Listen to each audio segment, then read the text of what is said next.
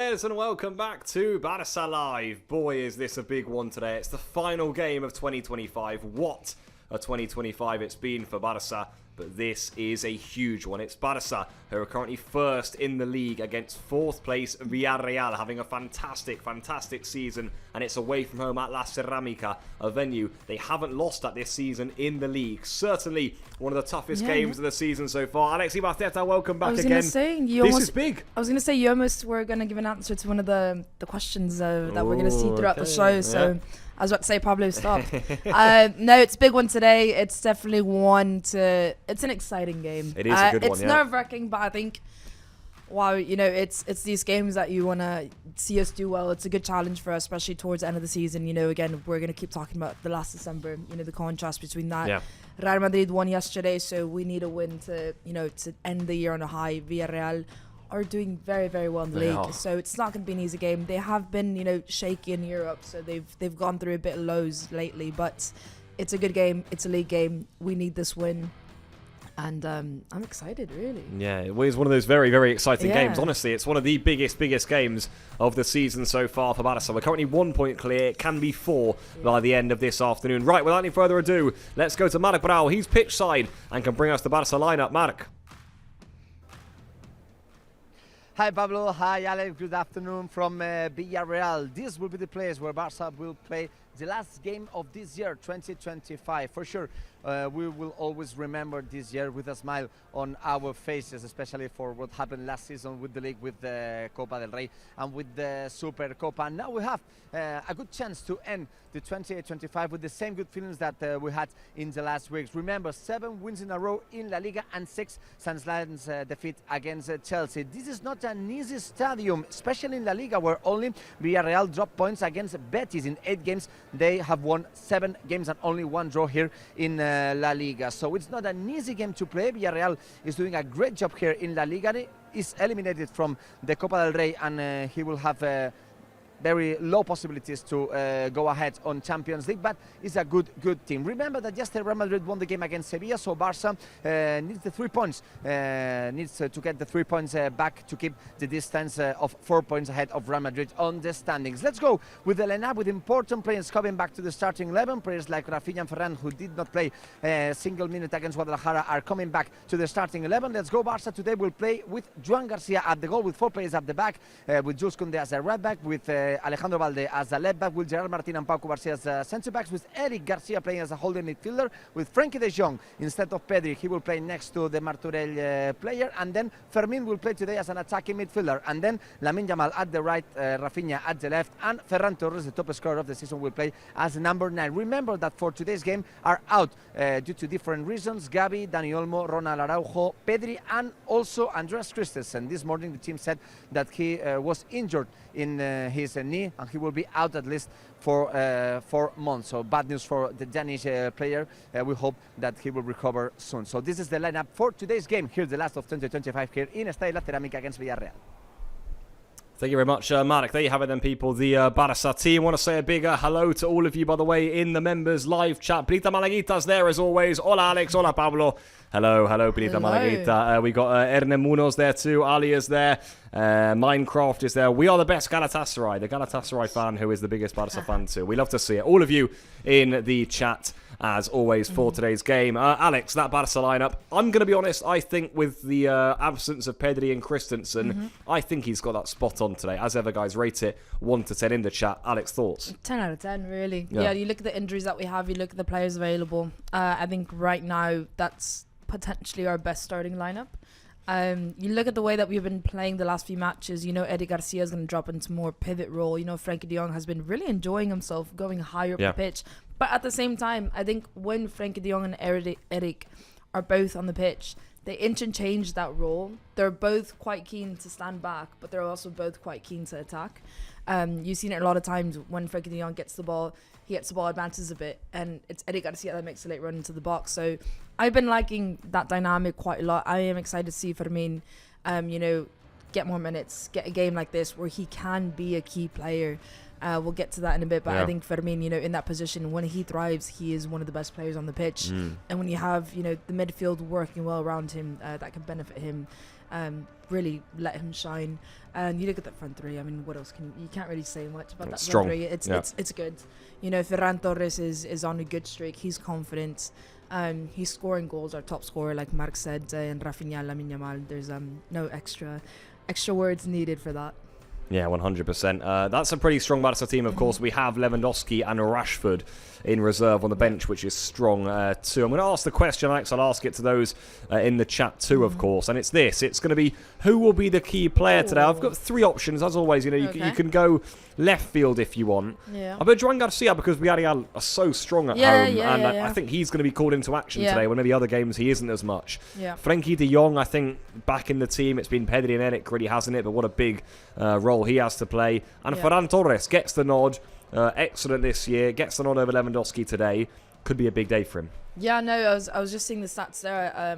We've conceded more goals than Villarreal have in the league. So Alex, best defence in the league are these? Yeah, exactly. So it's going to be hard to score. It's going to be hard for not to concede. I know we are a big fan. I know Llorente is a big fan of a clean sheet and everything, but I don't think today is one for a clean sheet, considering how strong Villarreal are. You know, they're in the same position. They're in a good position on the table right now, and they need every single win that they can get, especially with a team that's ahead of them. They've been on a good streak. I think they've not lost since October in the league, is it? Yep, I think so, yep. So, yeah, Joan Garcia can be a big factor here. Can he, you know, when we're doing a high line, let him step out, let him be confident. You know, he has shown himself to be in those key moments of stopping attacks quite quickly.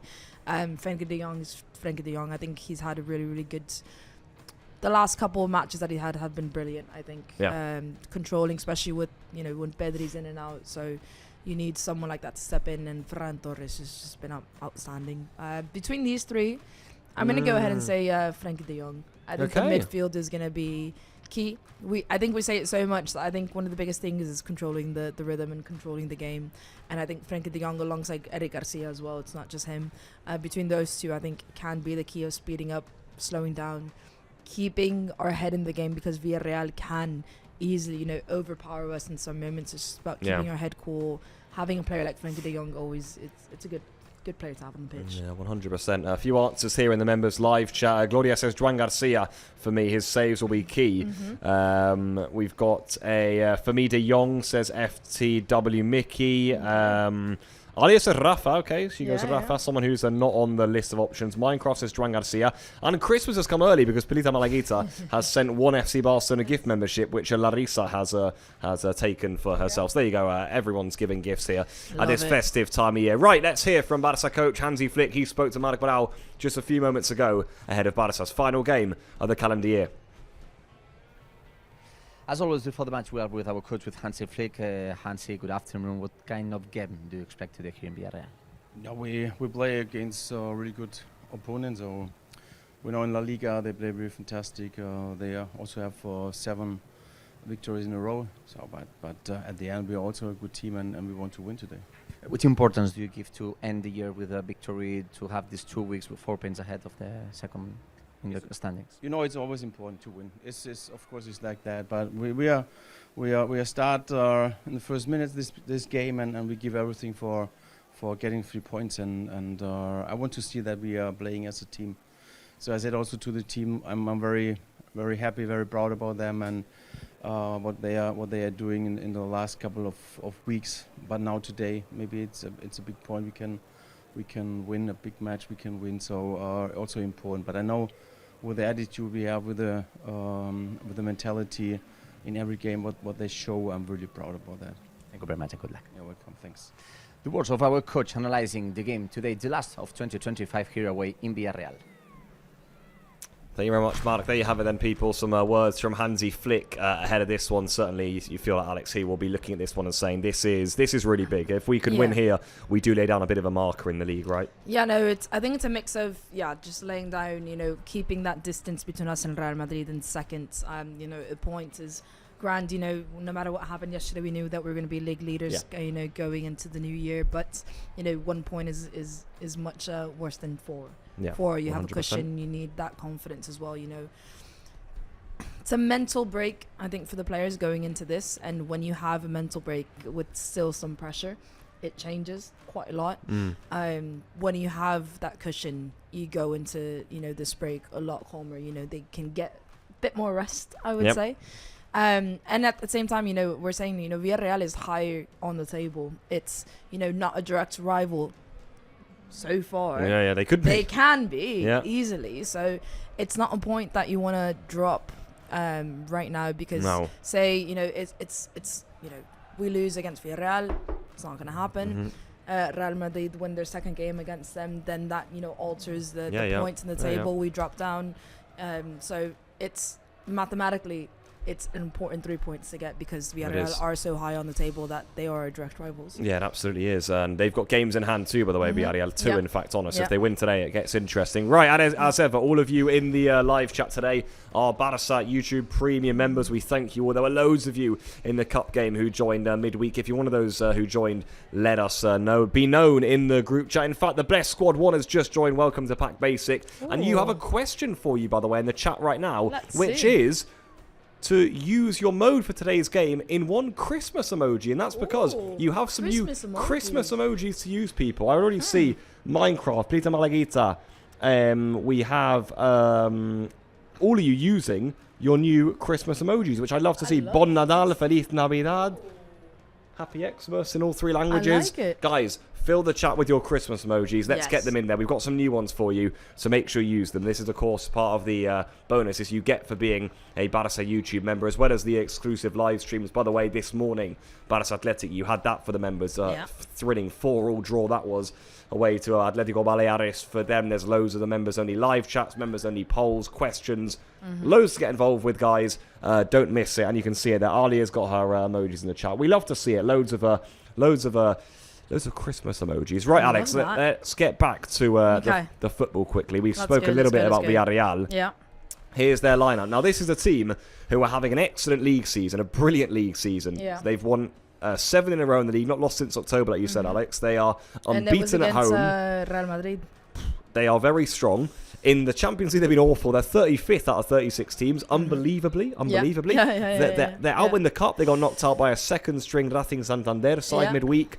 And boy, they struck by injuries. Here's their team. Junior's in goal. Pau Navarro, Rafa Marin, Renato Vega, Sergi Cardona. You've got Buchanan, Santi Comesania, Parejo, and Moleiro across the midfield, through with Pepe and Ayoce Perez up front. I will say, lots of talk of their injuries. That's still a pretty strong team, actually. No, it's quite easy. You see names that have been haunting. Ayoce. We've said, how many times have we said that name in Barça lives over the past few seasons? It's a strong team. It's a 4-4-2. When you look strictly at the formation, it's a formation that usually gives us problems. It's a formation that when you have the players that Villarreal have, it is effective. And as you said, Pablo, they are one of the best defenders in the leagues. Yep. They're conceding so little because they have a good formation. They have good players. I think Villarreal is doing really well to play to the strength of their players. And I quite like that. But for us, it's going to be hard to break that down if they're compact, if they're good. We know that they have a good attack, and we have seen, it's not difficult to know what hurts us. So it's going to be hard. It's going to be fun. I am really interested to what Hansi Flick has told the players to do tactically in movement, in spaces. Over the past 2 weeks, I would say we've suffered a lot against low blocks. We saw in the Copa del Rey. We suffered. It was awful. We just couldn't break through, and we weren't scoring. And I would like to see the changes that Hansi Flick has made, especially from the last game to this game, when dealing with low blocks and compact defensive lines. Yeah, 100%. It's going to be a fascinating test, as Alex says. Best defence in LaLiga, these ones. Right. You know what it's time for? It's time for a round of Guess the Player. Before that, here's the Barca team, by the way. Joan Garcia, Koundé, Cubarsí, Gerard Martin, Balde, De Jong, Eric, Fermin, all behind Lamine, Ferran and Rafinha. Let's go ahead with it then with a round of Guess the Player, Alex. Here we go. Chats, I need you. I always need you, okay? Don't leave me hanging on this one alone, because it's most likely that I won't be able to do this on my own. I think you're going to be able to get at least one today, Alex. I've had a good look at them, and I actually believe in you today. This is an awful start. Oh, really? Okay. I think this is a decently easy enough one. I mean, the gesture says one player, but the hair is a bit confusing. Go on. Sorry, just quickly. What is it? Look at the emojis. Oh, wow. Love it, guys. Love it, guys. So many emojis. Absolutely love it. What is it? Is it Rafa? Sorry, continue. Is it Rafa? It's not Rafa, I'll tell you that. Who else would be maybe doing that sort of a jest, if you like? I don't know. What does it mean? Minecraft says Rooney ? Alia says Lamine in big capitals. Yeah, I was going to say Lamine is probably the... Lamine is my second choice. I think I'm going to go with Ali on that one. I can tell you, Alex. There he is. Correct, Lamine Yamal. There you go. Yeah, it wasn't Rafinha. It was Lamine. So there you go. You can take that one. I'll give it to you. All right. Second one coming right up here. Gerard Martin. I think one aspect of his face is it gives it away, really, doesn't it? Brutal. Straight in there, straight away. There he is, Gerard Martin. Maybe at an angle it would be difficult. Yeah. But at that angle, it's Gerard Martin. There he is. Look at his little face. Gerard Martin. Yeah. Right. Let's see if the final one is a little bit harder. I think. You know what? When I first saw this one, Lewandowski. That's exactly how I thought of it. It's not him. It's not. Yeah. Well, I was going to say when I saw this one, I thought Lewandowski. It's not him. We're seeing, by the way, the Barca players have a final huddle before they head into the tunnel for this one. Casado? It's not Casado. This is a hard one, eh? This is a tricky one. Yeah, this is a tricky one. Frankie? Nope. You're listing off a lot of names. Jeez. What does the chat say? Alia, I need your help. Then they're not quite there yet. I think that they all got. Alia, I need your help. Yeah, Wilson Lemel said Levy. It's not Levy, as we've discovered. Alia says Juan. Ooh. Minecraft says Levy. Yeah, a lot of people said Levy. It looks like him, doesn't it? Juan. Alia said Juan. Yeah. And our editor Angela says Ferran. Perita Marita says Juan. Maybe, Wilson now says Juan. It's Mosa says Ferran. I gotta say, Alia and Perita Malaguita. I don't know. Really? I don't know how they do this, honestly, or whether they know the training pictures. Aye, Alia. Alia is una crack. It's actually quite impressive. Let me be honest with you. It is actually really impressive. That's what I'm saying. I always go to the chat. The chat always knows better than me. Really do not know how they do it. There you have it there, people. It's round so of good. Juan Garcia. Round of guess the play in the bag. There you have it. So I think was that a slightly more easy one for you, Alex? Or? Probably. They're never easy, really. I mean, I got Lamine on the second try, and then Gerard Martin was quite easy. You got Gerard Martin. Gerard Martin was. I mean, if you can't, it's quite obvious. It but was that quite one an was easy hard. one. Yeah, it was quite an easy one. Hard. Warm-up's coming to an end here. We'll be connecting with Marc Brau in just a few moments' time. There you can see Fermin has had his final strike on goal. There is the players heading in towards the tunnel ahead of what is one of the biggest games of the season so far for Barça. So they know they can lay down a real marker in La Liga if they are to come up victorious this afternoon. I think that's Szczesny in goal, who's almost just like managed to get that one off the goal line. And look who it is, the main man. There he is, Marc Brau. Good afternoon from La Ceramica. How are you doing, Marc? Ahead of course, Barça's final game of 2025.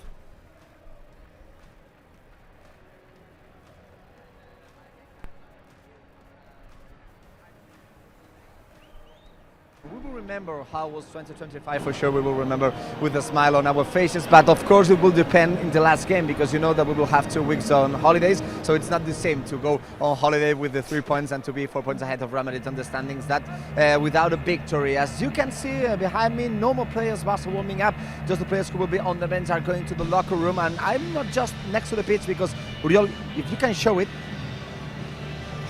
show how close I'm from the pitch. So it's only 1 meter between the pitch and my position. And I told many times, please don't be on the pitch, out of the pitch. Don't touch the grass. It, Marc. I will touch a little bit. Do it. Touch the grass. A little magic has been sprinkled. If it's not in the last game of the year, when I have to do this, so guys, just to remind you some interesting stats from today's game. I want to remember that this is the last game of 2025, and I know you haven't done the quiz, but Alex, you have to have great memory, because I made 3 questions about this year. So I will give you some extra time just to think which stats Barca I can't do it without the chat got in these 20-25 years. For the moment, I can say that. Yeah, that's good. For the moment, I have to say that it is a great atmosphere here. It was not expected to have rain, but it was expected colder than finally we are. And this is a stadium where 23 and 15,000 people are going in, and usually there are a lot of Barca fans here. So I want to tell you, Uriol, if you want to go there, this is the space where Barca fans are right now, just at the most highest place of the stadium. So they are a little bit far from the pitch. But this is the place where at least 1,300 Barca fans are here. But this is a stadium where usually there are a lot of Barca fans because they are very close from Barcelona, only 2 hours and a half by car, more or less, between Barcelona and Villarreal. So this is one of the easiest travels of the year. So guys, I don't have enough time just to connect with you. Remember that in a few minutes we will talk about the game. But as I said, remember that this is a very special year, so the quiz is related with this. And guys, important to win. I gave you also 2 stats that I gave to you in my first connection. 7 wins in a row in LaLiga. It will be one of the records for Hansi Flick on the bench if we got today the 8th one. And also after the defeat against Chelsea, it will be very good for the team to get the 7th win in a row between all the competitions. So guys, as you said also, Pablo, Villarreal had not lost any single game here in La Liga. 2 teams won here, Copenhagen and Manchester City, but they were Champions League games. So guys, I have to go to my position, and let's go with the quiz. Alex, I will listen to you to know how we'll do this. I'm going to do awful, Mark. I can tell you that right now. Marek, thank you very much. I will, of course, be connecting with you. For sure not. We'll be connecting with you, of course, as the game goes on. Marek Bernal there you have it, people. Pitchside for us would, of course, be hearing all the latest updates from him as the game develops. Alex, do you want to do that quiz? Let's get it over with. The things that I know I'm going to be bad. The memory is not in my favour. Want is a strong word, no. Memory is not in my favour. Whenever it's a memory, it's not my forte. I'm going to blame my mum for that. She has awful memory, so. The chat, I'm sure, will be ready. Yes, I need the chat. I need you guys, please help. SOS, please help me. So then, people, as Marek said, this is surrounding Barça in 2025. A great year for us. 3 trophies we won, of course. Bang. First question is in. How many games have Barça won in 2025? 38, 45, or 49? In 2025? Yep. How many games have we won?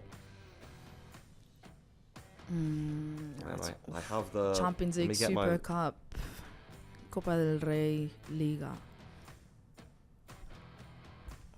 I would say 30s just from one season. You need a bit more. It's either 45, 49. Okay. But I can't really. I need the chat. Pablo, get the chat, please. I would definitely say it's in between 45 and 49. Gloria says 3. Gloria says 49. Okay. Pilita Malita also says 3. Okay, so there's an overarching majority so far. There is. Oh, it's definitely 40. I would say 45 seems like... Minecraft also says 49. Alright, you know what? It's 3 people now, so let's go 49. Right, 49 is in there. Barça, by the way, have played 59 games so far in 20... Where have my questions gone? In 2025. The answer is 45. Ooh. Chat let me down. We were both wrong. Wilson did have it. Wilson had 45. Okay, but 45 wins. Marek Bernal has to be here. 40. I'm not going to let you see the others. Just 45 wins. And how many matches? In 59 played. 7 draws, 7 defeats we've had this season. So there you go. Question number 1 in the bag. Let's speed through this then. Next one. Right. Who has scored more? I like this one. Who scored more goals in 2025? Is it Ferran, Lewandowski, or do they both have the same amount? I think I'm going to go Ferran for this one. Okay, in 2025, you're Ferran. In 2025, I mean, Leo scored in the Champions League last season quite a lot, didn't he? And the league as well. Right. Oh, it's a hard one, isn't it? Yeah, it's a tough one, But surely they can't have the same. What's your final answer? They can't have the same. You ain't Ferran? Oh, now I'm doubting myself because Leo did score quite a lot in the Champions League, particularly. Leo did have a lot of goals. Minecraft says Leo. That's interesting. But Ferran he has a lot of league Ferran goals. has scored a lot of goals this year. That's what I'm saying. Like, I think Ferran has more league goals, cup goals as well. Yep. Yeah. I'm gonna go Ferran. I think. Yeah. Okay. I'm gonna go with the initial Alex has answer. gone for Ferran. Minecraft went for Leva. Let's see if there's maybe one more. Alia says Ferran. The answer is, people, they both have the same number. Shocked me as well. I said to Mark Brown this morning, I can't believe that. They've got 27 goals each in 2025. Wow. Some return by Ferran, by the way. I didn't realise he had that many as Lewandowski. So there what you go. was last season? Do you have the stats of where they ended last season? As in the seasons of 24-25. Yeah. I mean, Lewandowski had way more. Lewandowski had like 42, I think, in total. And Ferran had 20-something or 20. So Ferran really came back in the season. The calendar year, yeah, exactly. Obviously, Ferran is our top scorer this season, boys Same and number. girls. That's outstanding. It's great, Fair play. Final question, here we go. Okay. Because we are getting close to kickoff. How many goals have Barça scored in 2025 as a team? This is good. 149, 167. This is really you can't really five. think about this one as much, can you? This is just it's more of a shot in the dark, isn't it? I'm gonna go to. I'm just gonna go for 167. Seems like a nice number. 167 you're going for. And you go for number 2. You did it, Alex. Woo! You got it. 167 goals Barça scored in. There you go. So, yep, there you go. So, right, we got it. 167 goals Barça scored in 2025. An absolutely unbelievable amount. Right, let's. That's a great shot. There was a. That is a good shot. We're seeing a nice shot of the Villarreal. You see the logo there has a crown on top, and Lamine Yamal is right under it, and the cameraman just. It's good. Put Lamine with the crown under. That was a brilliant shot. Sorry, I had to shout that out. That was. It is a good shot. I'm assuming that photo is going to come out eventually. Yeah, you're seeing the final images there, people, of Barça players warming up just a few moments ago. The players are now in the tunnel ahead of this one. It is a really, really thrilling game. It's a cracking game. One of the ones we are waiting for in 2025. Barça know that 3 points would send them 4 points clear at the top of the division. Alex, I think we're actually we'll do guess the score, in fact, in a few moments' time once the players have left the tunnel. It's just 2 minutes away now until kickoff. Players in the tunnel, Villarreal, struck by injuries, but they'll be confident at home. Of course, they haven't lost at home in LaLiga. Mark Brown told us they've only lost 2 games at home. Copenhagen and City, both in the Champions League. But Lamine and Rafinha caused havoc here in this fixture last season. And here we go. Let's go. It's a game commentary. Let's do it.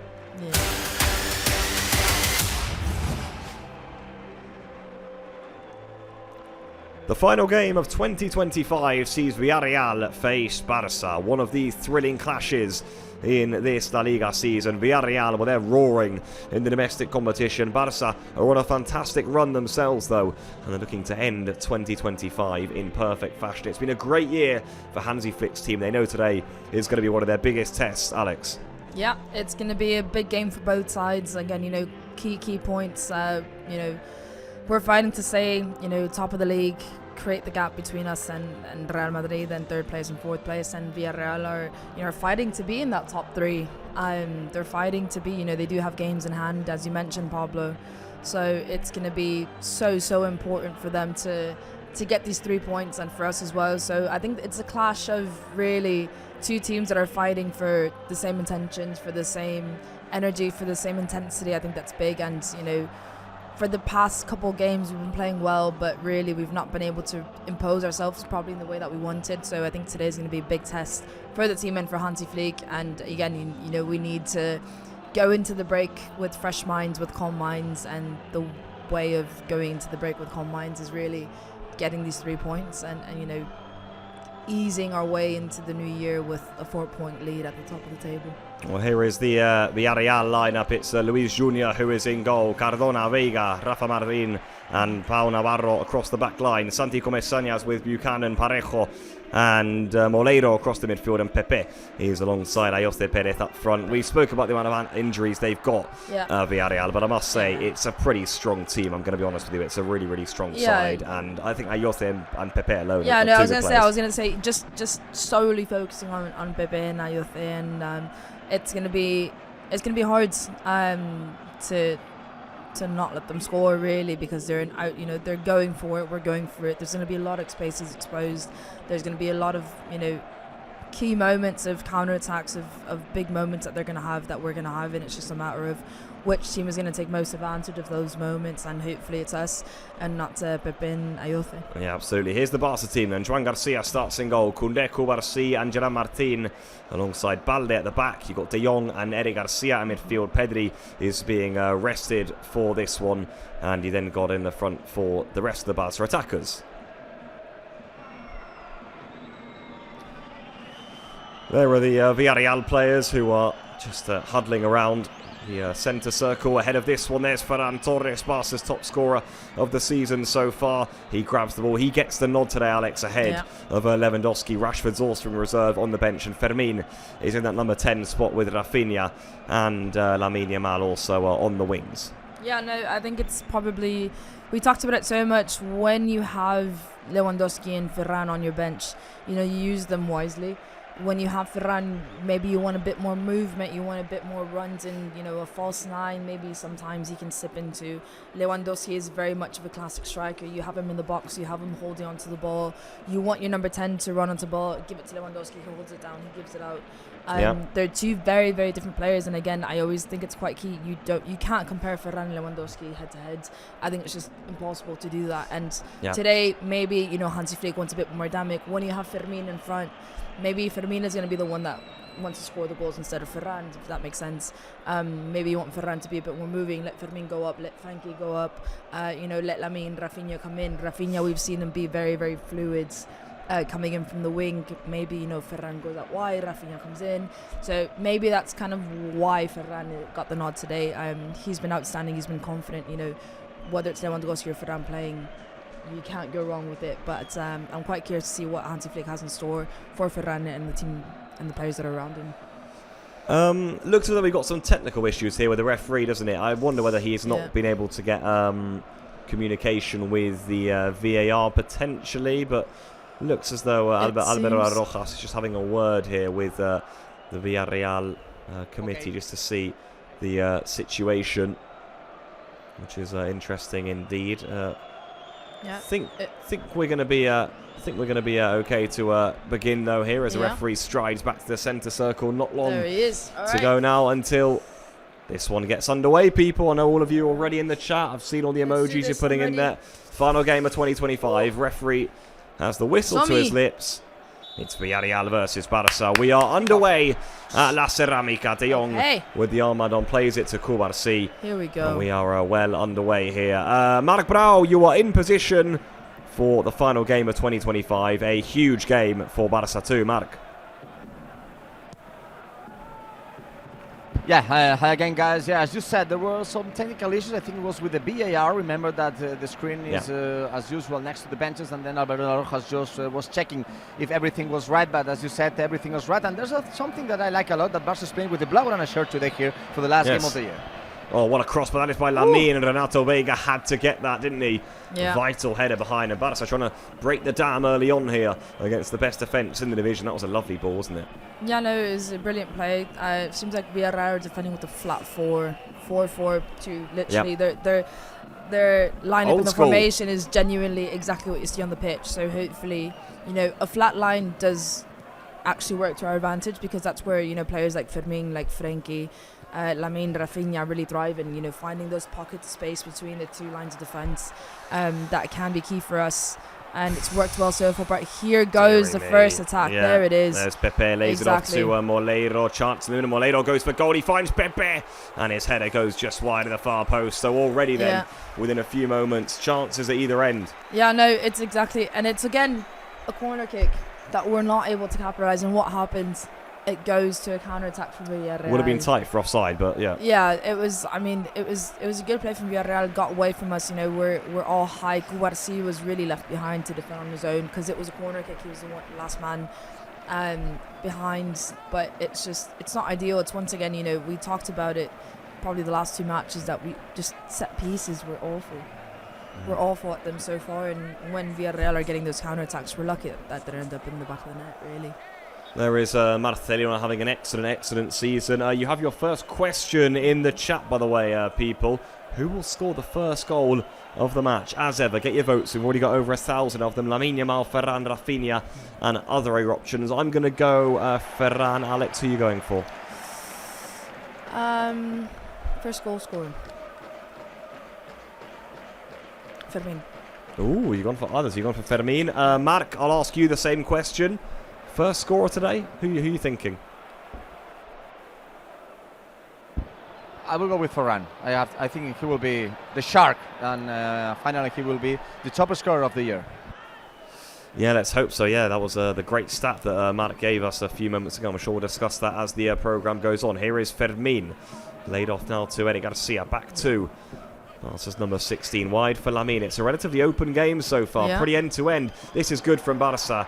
And yeah, that's pretty fair play, isn't it? Lamine just bundled over. Yeah, no, we've seen it a lot. Frankie de Jong is dictating the ball movement quite a lot. He's dictating the start of the attack coming in from behind. I've quite liked that so far. And it seems like Jules Koundé and Lamine Yamal have been giving a lot of space. It's again, it's a flat four, so literally there's a space between the four Villarreal players that Lamine Yamal would probably love to step into. We saw it there a bit, just not been able to get that impulse yet through. But we've had some good chances, and again, most of the chances so far have come through Frankie de Jong that's been able to get into space, because Eric Garcia is staying a bit back. So we'll see what happens. So far, I like what I'm seeing.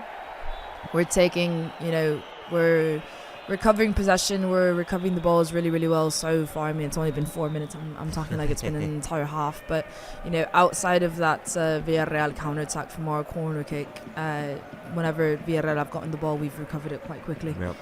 Yeah, certainly. Ayoce Perez has just been penalised here, or rather he's been fouled, by Eric Garcia. There's the cross to the back post. Joan Garcia will do well to collect that. He does collect, and he sets Barça well on a counter-attack themselves with Rafinha bursts away from one. That has to be the first yellow card of the game. I'm going to be honest with you, he should really nip that in the bud, but I think the fact that it's the fourth minute for the probably means no booking, Mark. Yeah, it should have been. Not yellow card for the moment. No booking. Alberola Rojas is a quite good referee. He was promoted in the last weeks to the second category of European refereeing. So what does it mean? That he's close to be maybe in the next years in the first category to whistle, for example, Champions League finals or World Cups. And he's a kind of referee who always lived the place, and it's not easy for him to book players. And Frankie de Jong was directly going to the referee, and the referee explained quite well to Frankie de Jong why it's not a yellow card. But I liked, for me it's a yellow card, but I like the way for the referee to explain calmly why the decision was not a yellow card. And this is, I think, one of the biggest things that this referee has, that he can speak with the players. The knows, for example, the knows as we saw, for example, yesterday. What kind of style can I say? Santiago Bernabeu, for example. With respect, Mark. Mark is still going strong. By the way, Alex, I'm just thinking we didn't actually do our guess the scores yet. So now they're only 5 minutes in. And by the way, people in the members live chat put them in there. I've won for a 2-4 Barca win. I think we could have goals today. Now that might be a bit ambitious, the fact that Villarreal have barely conceded in LaLiga. Yeah. I went a bit more. For once, you went chaos, and I would have been a bit more reserved. A 1-2, I think, is a fair score.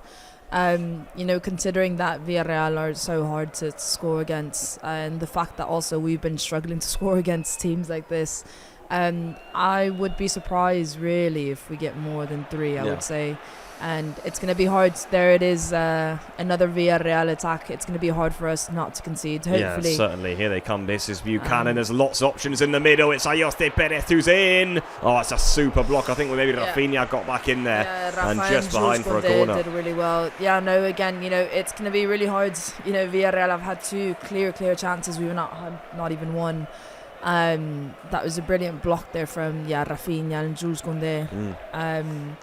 Luckily for us, Ayoce needed a lot of time to take the ball down on his chest, so it gave Rafinha back to pressure him. But it's not ideal. It's going to be hard for us not to concede, because as we've seen, Villarreal are really going at it, and it's what you expect from this game. It's going to be non-stop. I fear for 90 minutes, really back and forth. It's just a matter of who takes advantage of their moments the best. Yeah, 100% corner here. First of the game for Villarreal. This is Parejo again, who is past fit to play, lays it into Pepe. And it's easy in the end for Joan Garcia. The results of the poll are in, by the way, over 3,000 voters. Okay. Lamine Yamal 54%, Rafinha 27%, Ferran Torres 13%, other 6%. Lamine Yamal is always getting the benefit of the doubt, really. Incredible. I think they just see his name and click. Yeah. You see his name, it's a given answer for a lot of people. Which is fair play, but fair play. Mark, we just gave our guest the scores. You went for a 3-2 Barça win today. Yeah, very close to you, Pablo. I think that we were gonna suffer. It's not easy to win at that stadium where usually we are having good scores. I won't have. I want to give you a stat. I will wait until the end of the game to give one big stat here in La Cerámica. But yeah, I think that we will suffer. But I want my prediction to be good to end the year. Remember that last games I was very close for the prediction, so I think I will be right. Let's hope so, Mark. There's the outside of the boot ball by Lamine, and I'll tell you what, goalkeeper and the centre-back got in each other's way there, and the last thing Villarreal need is more injuries at the back. Yeah, that was... he's fine. Yeah. Okay. Yeah, it was a big hit. Yeah.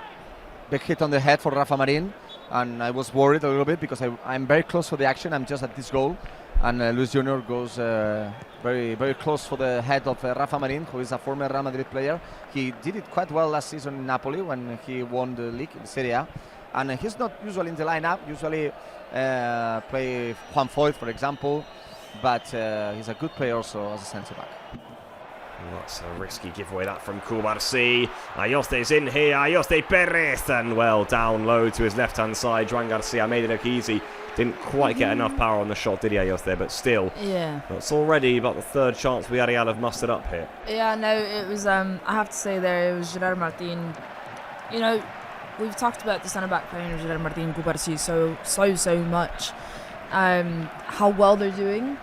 They are young, they're going to make mistakes, and this was one of the mistakes. Gerard Martin just really, the bad header that went backwards. Cubarsí had to track back to get that, and I think it was Cubarsí with the giveaway, just a bad pass to the centre of the pitch, and we're lucky Villarreal once again didn't score. You know, they've had 3 clear opportunities, and that then proved, you know, it's not, I'm not saying that it's for the worst, but we still need to remember that Cubarsí and Gerard Martin are very, very young, that these mistakes can happen and probably will happen. Then it's just a matter about how they react. I think that's more important than making these mistakes. You know, let them make mistakes. It's going to happen. You can't avoid it. Oh, there's the corner to the back post. It's away by Pepe on the rebound. Can Fermin recover this one? He can. But it's easy for Buchanan. Now Lamine. Lamine. Clever from Lamine too. Look at the space Rafinha's got. Rafa. That has to be a penalty. And yes, it is. Alvaro Rojas. Somebody had 0 down there. Penalty. And it was a clear Very one. Clear. I think it was Santi Comesania Mark who made the foul, and the penalty. I don't know why Barça. Santi's even. He's like, what are you doing? I'm very close. I'm just a few meters from the action. I'm just quite 10, 12 meters from the action. It was very clear that Rafinha made the dribble, and then Santi Comesania put his foot, and it was a shock. No doubt. And it's a clear penalty, and it will be Rafinha who will take it. Wow, Last season he took 2 penalties against Celta and against Mallorca. He scored, and then he will be the 3rd player to take a penalty this season. Remember that Lewandowski and Lamine took a few ones in games before, but Rafinha received the penalty, and then now Luis Junior, Brazilian, the same as Rafinha, is talking to him, trying to talk to him some tricky things, but Rafinha will take the penalty. Yep, so up steps Rafinha for Barça. Massive moment in the game this early on. Barça awarded a spot kick. Rafinha won it, but can he convert it? Up steps Barca's Brazilian, the number 11. Rafinha stutters and scores. Rolls it the wrong way of Luis Junior, and Barça take the lead at La Cerámica. It's Rafinha who strikes again. Villarreal 0, Barça 1. Vamos! There he is, Rafinha, calm and collected, cool as you like. That is our Rafinha. There we go. No mistake from Barça, no mistake. Marc Brau. It's Rafinha who strikes. Rafinha, who always scored when he took a penalty with Barça, and also today, as I said, he scored against Mallorca. He scored a very important one against Celta, the greatest comeback of last season in Stade Olympique Youth Campaigns, and for the first time he takes a penalty this season, and he's the third player to score from the 11 meters from the penalty spot. Remember that for that moment, Lamine Yamal scored the 3 that he took. Lewandowski only one of the 3 he took, and today Rafinha scoring his 7th goal this season. It was his 7th goal in La Liga, so he's the 3rd scorer in the domestic competition. And Rafinha, remember, yesterday Hansi Flick said that it's a joke, and I agree with him that he's not in the best 11 of the season for the year. And Rafinha only in the first minutes of the game, he received the penalty, and he took it very, very well, just going from the net. Barça scoring the 1-0 here at La Ceramica. Yeah. What is it? Rafinha not being in that starting 11 is ridiculous. The season, Flick had a lot to say about it, didn't he? The year that Rafinha's had, the numbers, the moments that I'm still, the first image that came to my mind was the Benfica game. Yeah. He showed up in such big moments, and the way that he shows up is outstanding. The amount of goals, the leadership, the player that he is, the form that he's in, it's just ridiculous that he's not easily seen as one of the top 5 players, best players in the world right now. The consistency, not many players can get that. Yeah, 100%. It did feel very unfair indeed. Well, now Villarreal have work to do. Barça have a controller. Alex, I'm going to send you a question here for the chat too. I should have really said it earlier because it's actually what about... What are you doing, Pablo? It's about what will the key of the game be, and of course be careful there. Very nearly, very nearly. Because if Buchanan, I think, just got a shot on target, or not on target, just luckily for us. Far wide. It was scrappy from us trying to play out the back. We lost the ball again to Villarreal, and they just quickly, pass the ball centrally for one of the players to be able to get a shot on goal. You got the 3 options there, people. We've sort of got number 2, if you know what I mean. I was going to say remain solid defensively, grab the early goal. We have grabbed the early goal from the spot kick, or break down that impressive Villarreal defence. But we've sort of got that early goal here, which I think is going to set Barça up nicely in this game. I think breakdown, impressive Villarreal defence is going to be, I think for me, one of the biggest things, not only to win this match, but also to build on the things that we've not been able to do with the past few matches. Again, the Copa del Rey match was frustrating. Why? Because we just couldn't break through. We were doing everything, possession, shots. It's just we weren't, it wasn't happening, and we've seen that over the past, couple weeks. I think we've been complaining about it a lot. We're doing really well to keep possession, to keep the tempo, to keep the rhythm. But there's been so many tight matches when they really shouldn't be, because we're just not able to get the ball in the back of the net, despite doing all the work and everything. Our opponents have been, quite key. You get 2 opportunities, they have 2 goals. We're not like that. Rafinha's line up a shot, and he's hit the crossbar. That would have been an unbelievable second goal. Rafinha scored from the spot. He very nearly scored an absolute cracker there. Still, Gerard Martin, chance isn't dead just yet, and he lined up, didn't he, Rafinha, and he's crashed that against the crossbar. Rafa, that would have been. It was a corner kick. Finally, this is why it's a joke. Do not have him on the best 11, sorry Alex, but it's a joke, and I agree completely with Hansi Flick words. And it's like Rafinha takes it personally. It's like, remember what Michael Jordan said in The Last Dance? I take it personally, and it's quite similar for this. I want to say just one more thing, that Rafinha, remember, he scored twice last season. It was just at the other goal, so he used to score here goals at La Ceramica, and it's a pity that shot that was directly for the crossbar. Yeah, I'm liking the space that Lamine Yamal is getting. Yeah, I feel like what's happening right now is that we're not used to having all that space, and Rafinha's on the right side quite a lot. That's what I said. He's floating quite a lot, which is quite interesting. But that would have been one. That was going. That was literally that, like the upper 90 degree in the goal. That's literally where it hit. Like I think it hit the crossbar and the post at the same time. That's how perfect it was. It certainly was. Barça as well. And if we'd got 2 there, by the way, it would have been the perfect start. I mean, this was a great game last season, by the way. A lot happened in it, by the way. Barca won 5-1. There was all sorts. Yeah, no, it's been so far. I'm loving this start, because it's basically that we're taking our opportunities. Space here though for Villarreal, and there's just like that. They equalise. Koundé steers into his own net. Yeah. Offside. Oh, and the flag is up. Marcelino celebrates. Yeah. And there you go. The flag is up. So everyone, calm down for now. Let's see the replay though, Mark, here. The ball is, I think it's Comesania who plays it wide. It's offside. It's offside, Marek. It's not going to count. Offside. Okay, you remember that I cannot see the replays here? Yeah. But it's confirmed very, offside. very quickly for the referee. And remember that we have to be careful with this, because remember that Marcelinho was played this a 4-4-2 with a high press at the first part of the attack. Then they going back and they make the counter attack very, very fast. So they're not make a lot of things with the ball, but the things that they are doing, they are very, very good. So we have to be careful, especially with the ball lost here at the back. For the moment we have lost many balls here at the back, so we have to be careful with this. Yeah, their high press is quite efficient, especially when they're pressing. They're closing. What I unfortunately like about their high press is that they're closing our middle quite a lot. But at the same time, as Mark mentioned, they're high pressing, but once we break that high press, they drop down. So luckily for us, once we do break that high press, they do drop down and we're able to get a lot more space in the midfield particularly. But we do need to break that press, and it's happened twice that we've misplaced the pass straight into the Villarreal boots, and they've literally one pass and they're at the top of the box for a shot on goal. So we need to be aware of that. But so far I am liking this. But it is also true that Villarreal are giving us a lot more space than we're used to from a low defensive block, because they are quite flat. I mean, look at Fermin, look at Ferran, look at Fermin right now. They're in the half space. Look at all that space. Yeah. So we're not quite used to having all this space, and I think that's why we're thriving so much, because that is what we need to look at. Lamine Yamal. You know, Villarreal aren't double teaming Lamine Yamal. You know, they are brave. Too much room, really. And just overhit that pass from Lamine. Yeah, it's been a very watchable game so far. We thought it would be. It's between two of the best teams in La Liga. There's been good chances either end. I mean, Villarreal have already had 5 shots by the way themselves. Barça have had 2.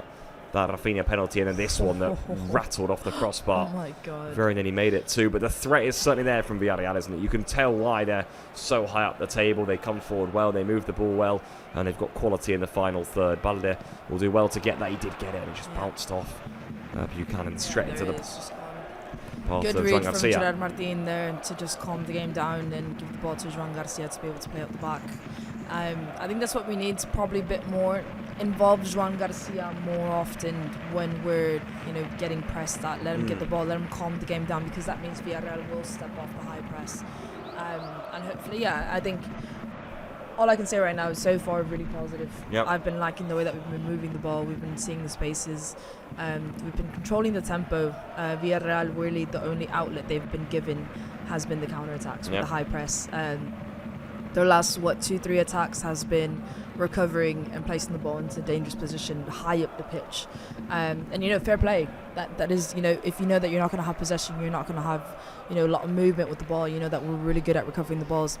That is a solution. High press, recover the ball quickly high up the pitch, and one pass you're already on goal. So fair play, and they're doing it well, and luckily for us, they've not been able to capitalise just yet. Well, here comes Pepe again. There's Ayoste Perez, super first touch to his left foot into space. Buchanan's at the back post, but it had to be a perfect cross to find him, really. They are getting spaces, though. They keep doing it. Yeah, and again, another, recovery, and first ball in goes high. It goes straight into the counter-attack. It's what they're doing. It's quite clear what they're doing. The thing is that they're doing it really well, I think, unfortunately for us. They're... I think maybe the ball was a bit rushed. I think it was Ayotte, wasn't it, with the cross. The ball was a bit rushed potentially, because he also got really his first touch took him into space in behind Koubarsi. So that was really good. And Villarreal have a corner kick right now. Let's see how we defend this. I'm not sure. I think I missed how that came about, because I thought that went out for a throw-in. Either way, it's going to be another chance for them to swing a ball into the box. Let's hope maybe Joan Garcia can come and pluck this out. So alright, let's see this. Here we go then. Parejo with the delivery, and it goes. There's Renato Vega, who won the first contact. Ferran Torres gets it clear on the second. And Fermin fighting in there as well, but Vega wins it back. And it should be easy enough for Balde to clear at the back post. The offside flag's up anyway. Yeah, that's good. This is an advantage. This was a clear one. Yeah, there was Frankie de Jong there. Yeah, he was in a lot of space. I don't know. All the players were complaining about it. Frankie de Jong was in a lot of space to start the attack. It's weird. Very clear. I want to give you another stat that is quite interesting. That we commented that Villarreal have won 7 of the 8 La Liga games he played at home, but it's quite interesting that they only have conceded 4 goals before this game. So the goal scored by Rafinha is the 5th one, and only Betis in La Liga scored more than 1 goal here in La Cerámica. It's the only game that Villarreal have not won for the moment. So it's not easy to score goals here in La Liga. Yeah. No, definitely. They're good. They're good defensive compacts. You know, we've not had, you know, we've only had 1 shot on target so far. So, oof. It's gonna be. It's a good game too far. Nearly halfway through the first half now, as Gerard Martin plays it to Barça. I had a question I wanted to pop in the chat here because it's been an interesting start. I just want to see what the members live chat think about this. What are your thoughts on the start? That's not the one I wanted actually. As it's not fully sunk up, unfortunately. I'll get it out right now and I'll pop it back in. Let's see if it's updated. Now there we go. That's the one I wanted. Okay. You just happy that we're leading? I'm happy that we're leading, or are you thinking we need more control? I saw a comment. I think it was from Elimir Days saying we need more control in the game, and I like that. I think I agree. I think I agree with that. Really, I think we've had good control so far. I think Villarreal are maybe just getting at us a bit too much, is what I'd say. You want to stop those counter attacks a bit sooner, cut them off. No, fair play. But I think I've been quite. Yeah, you know what? I am happy. All things considered, you know, Villarreal are a good team. You can expect us to stop every single counter attack. You know, they are going to get through. Sadly for us, they are going to have their moments, and they have their moments. But so far, we foul there from Fermin. Yeah. But we're controlling the tempo. We're recovering the balls. We're playing up the back fine. We're getting key players into good positions. Are we taking advantage of it as much as we probably can? No. Are Villarreal an excellent team? Yes. Yes. You know, this isn't the same frustration that we saw against. Oh, watch out here! Oh my goodness me, Buchanan's not far away at all. By the way, that would have been. It was a tight angle. Yeah. It would have been a cracker, wouldn't it? It was. I think it bounced just literally skimming the post. It did, didn't it? Yeah. I mean, it was Cardona's cross all the way to the back post, and. Yeah, it seems like Villarreal are just trying to get those quick balls into the box, use the advantage of spaces, because obviously, you know, Alejandro Valde was pushing in quite. Oh, that literally just skimmed the post there. We're lucky again. Yeah, another attempt for Villarreal. I think that's their 6th now. Yeah, no, there is a. Oh, what a ball from Frenkie into Rafinha there. Rafinha now in behind. How a second goal would put Barça in a real good spot here, just to calm the nerves a little bit. Here's Frenkie de Jong now. Yeah, I have to say, I think Frenkie has been probably the key player in this match so far for us. He's been doing well to break. He's been attracting a lot of pressure. He'll probably attract 2-3 players in the midfield. Oh, that's nice from Lamine. Here's Fermin Lopez, and no one there. No one quite in there. De Jong was making the run. I'm not sure where Ferran was. Lamine has got past his man though. It's still Lamine Yamal. Can he get a shot away? Tries to find Koundé. Renato Vega swings it away. Yeah. Koundé slipped there. I hope he's okay. Yeah. Not sure he landed well, but here's Eddie Garcia trying to mop things up. Pepe got a touch on it, and it's a good tackle from Eric. We love to see that. Yes. No, I've been really liking Frenkie de Jong so far. Whenever he gets onto the ball, he holds on to it to attack attract the pressure, hold on to it, takes into space. You know, Villarreal defenders are really physical, but I think they're not actually cutting off a lot of the passes that Frenkie de Jong has. So he holds onto the ball, attracts pressure, then makes a turn, and we saw there he breaks Rafinha into space because he's attracting all the midfielders. So far I think Frenkie de Jong has probably been our key player in terms of everything. He's been recovering, he's been attacking, and I think for us he's been really, really good. Villarreal once more trying to build up. It's good again from De Jong, as you were saying, Alex, getting his boot in there and cutting things out, and he is pressing up quite high as well. You can see, can't you? Eric is maybe sitting in more, and Frenkie's trying to join Fermin a little more in attack. Yeah, I think the players around him benefit from it as well. I think Eric Garcia is getting into really good spaces because Frenkie de Jong is attacking a lot of the press. I would like to see Fermin get involved a bit more in the play. Yeah. We've not seen him that much. You know, he is literally man marked all the time.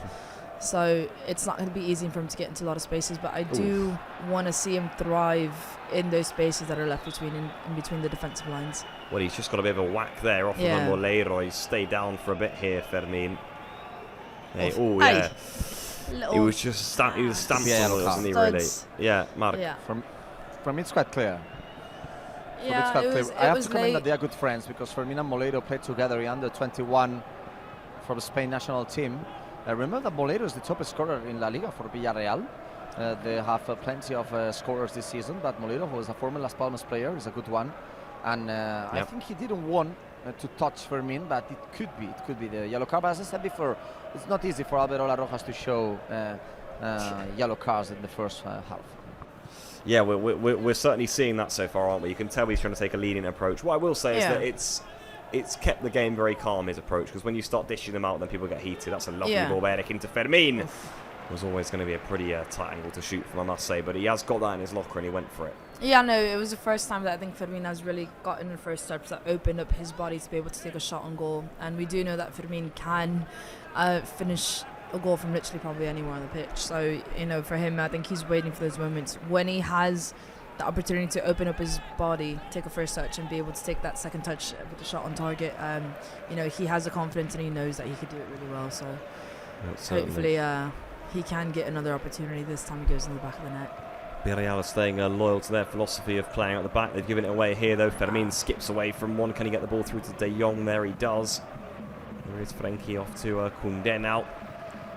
I will say I agree with you. I think Lamine it's been one of his better halves, I think, in recent weeks. Honestly, he's not usually got this much space, and we're not often able to get the ball out to him as much as we have been in this game early on. He's certainly getting plenty of possession, and he's taking men on.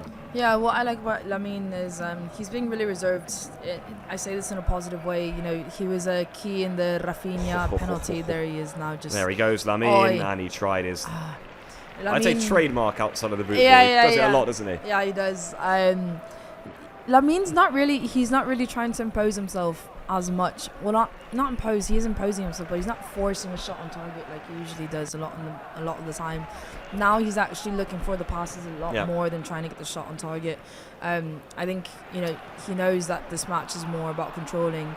He's gonna take his opportunities when they're quite clear, but if not, he's gonna play with his teammates. Here come Barça again. Rafinha blocked. It finds De Jong. That was a risky tackle by Parejo, I must say, but he got the ball, so nothing wrong there. But certainly going to ground there. Well, it could have gone badly if De Jong got the first touch on that.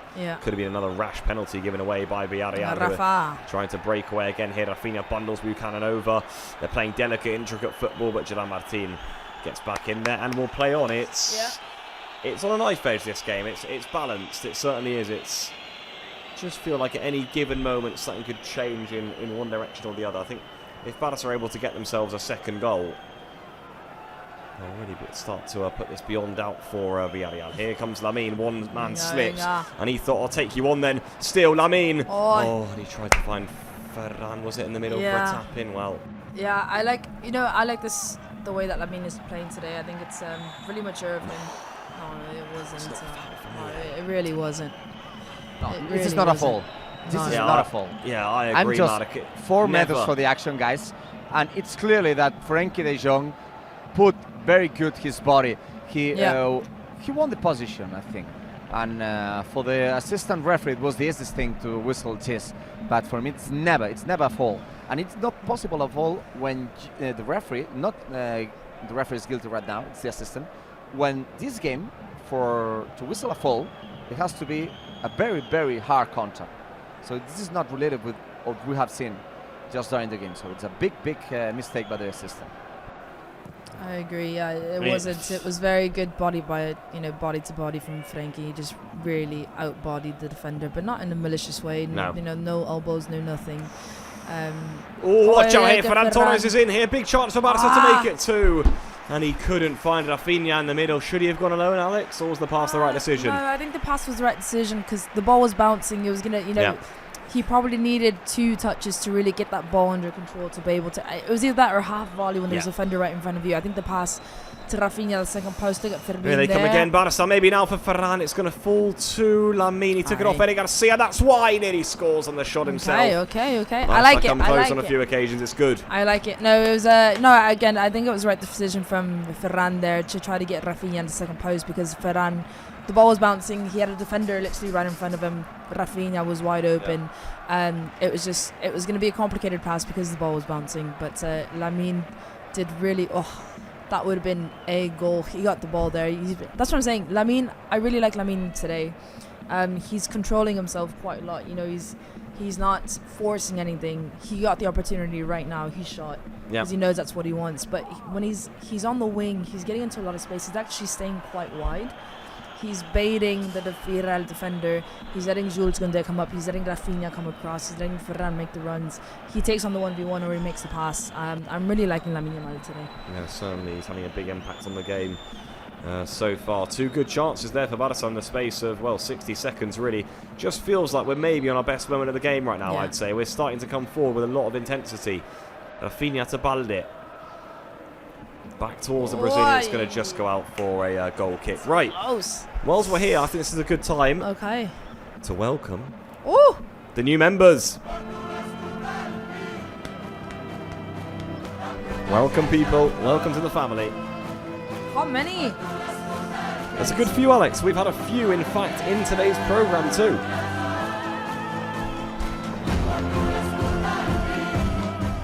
I can tell you, Fabian Cerda is part of the family. Mr. Fire is part, and Pepe's in. Big chance here for Villarreal, and he's somehow...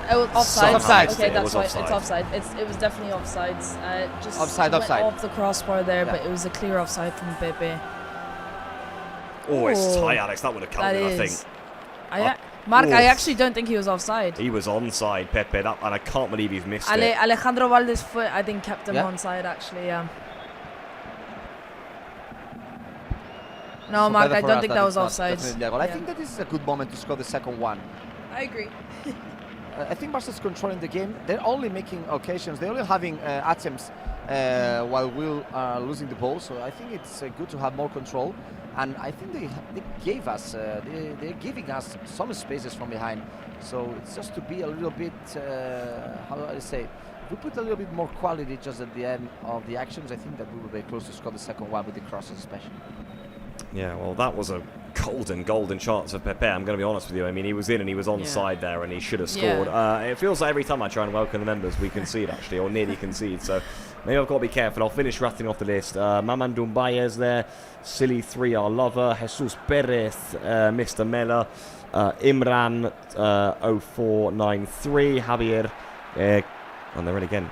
As I say it. Yeah. Moleiro's in, and he strikes it wide of the post. And finally, Kuyoko Moina. Welcome all to the family, people. Welcome all. It's corner kick. Thankfully, we didn't concede. Corner.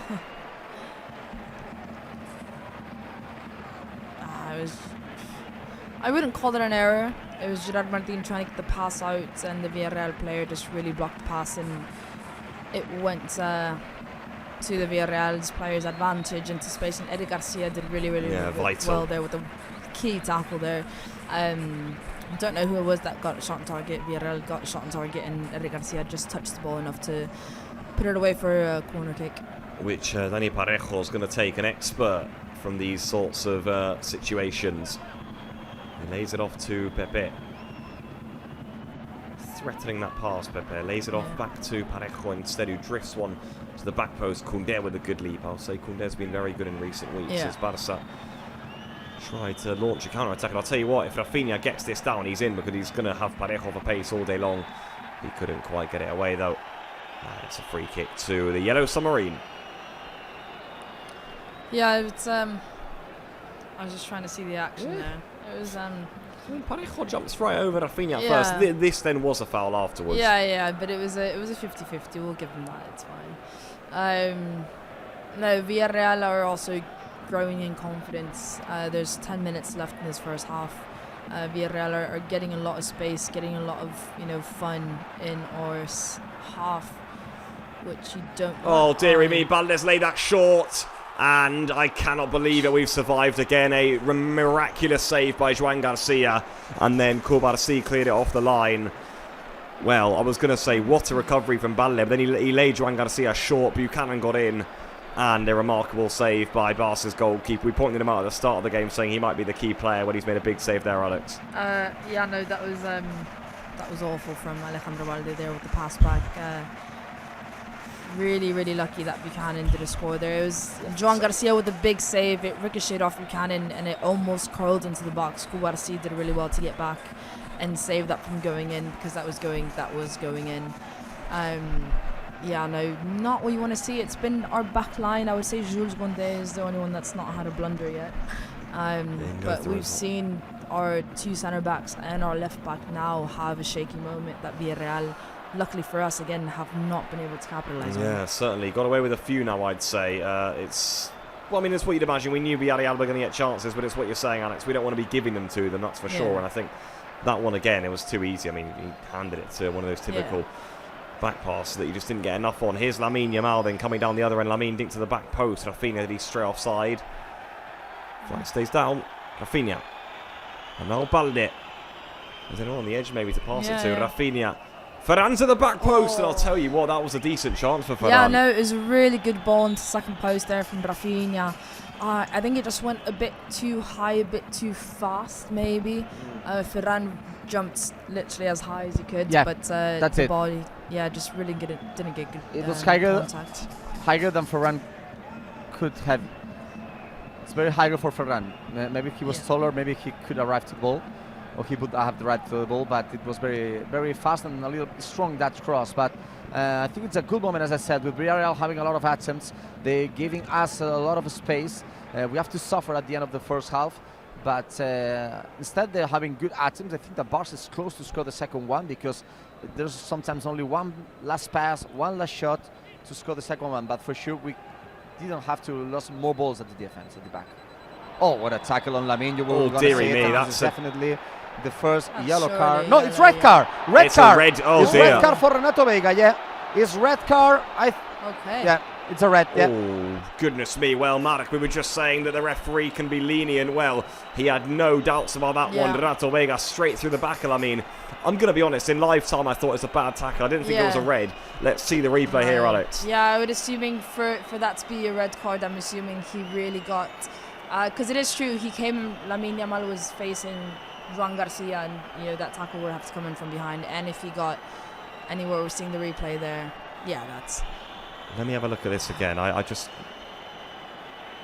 don't know, I'm not sure. I'm unsure if they're going to stand that, I'll tell you what's not good. It's definitely yellow, and it's an aggressive foul.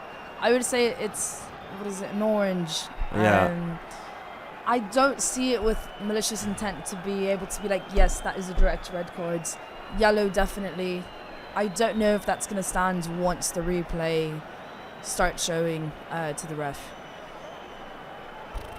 Things are heating up though between. For the moment, remember that VR will check as always that kind of actions. But I have to say that sometimes that kind of actions are usually a yellow card. But remember that if it's a tackle and you don't have the possibility, the chance to get to the ball, and then it depends also how high you put your boot to doing the tackle. And, it was low. It was. I must say, it as we hit the explained top before of the his game, and foot. as you said, Pablo. Yeah, but as we said, Alvaro La Roja, he's not used to show, what can I say, free yellow cards. So he always like to give some plays. But if he thinks that it's definitely a red card, it's not easy for him to show red cards. I don't know if I'm explaining well, guys. Yeah. But this is not that kind of referee that always give yellow or red cards. He was really sure of his position. I'll tell you what. He saw that he was It's he was by the promoted rule to the second book. It category can of be. European It's his refereeing. right boot. So maybe by the rule book, I think it can because it's tackle from behind. It's late. It's considered definitely the red card.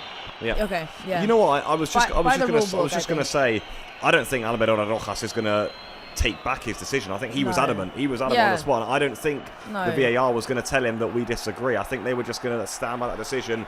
And Villarreal are down to 10. I think the bit that makes it a red is that scissor action. They're trying to get rid of it, aren't they? Now in modern football. Yeah, exactly. I think by the rule book, when you look at it, it's a tackle from behind. Lamine had no idea that was coming. It's a scissor tackle. Yeah.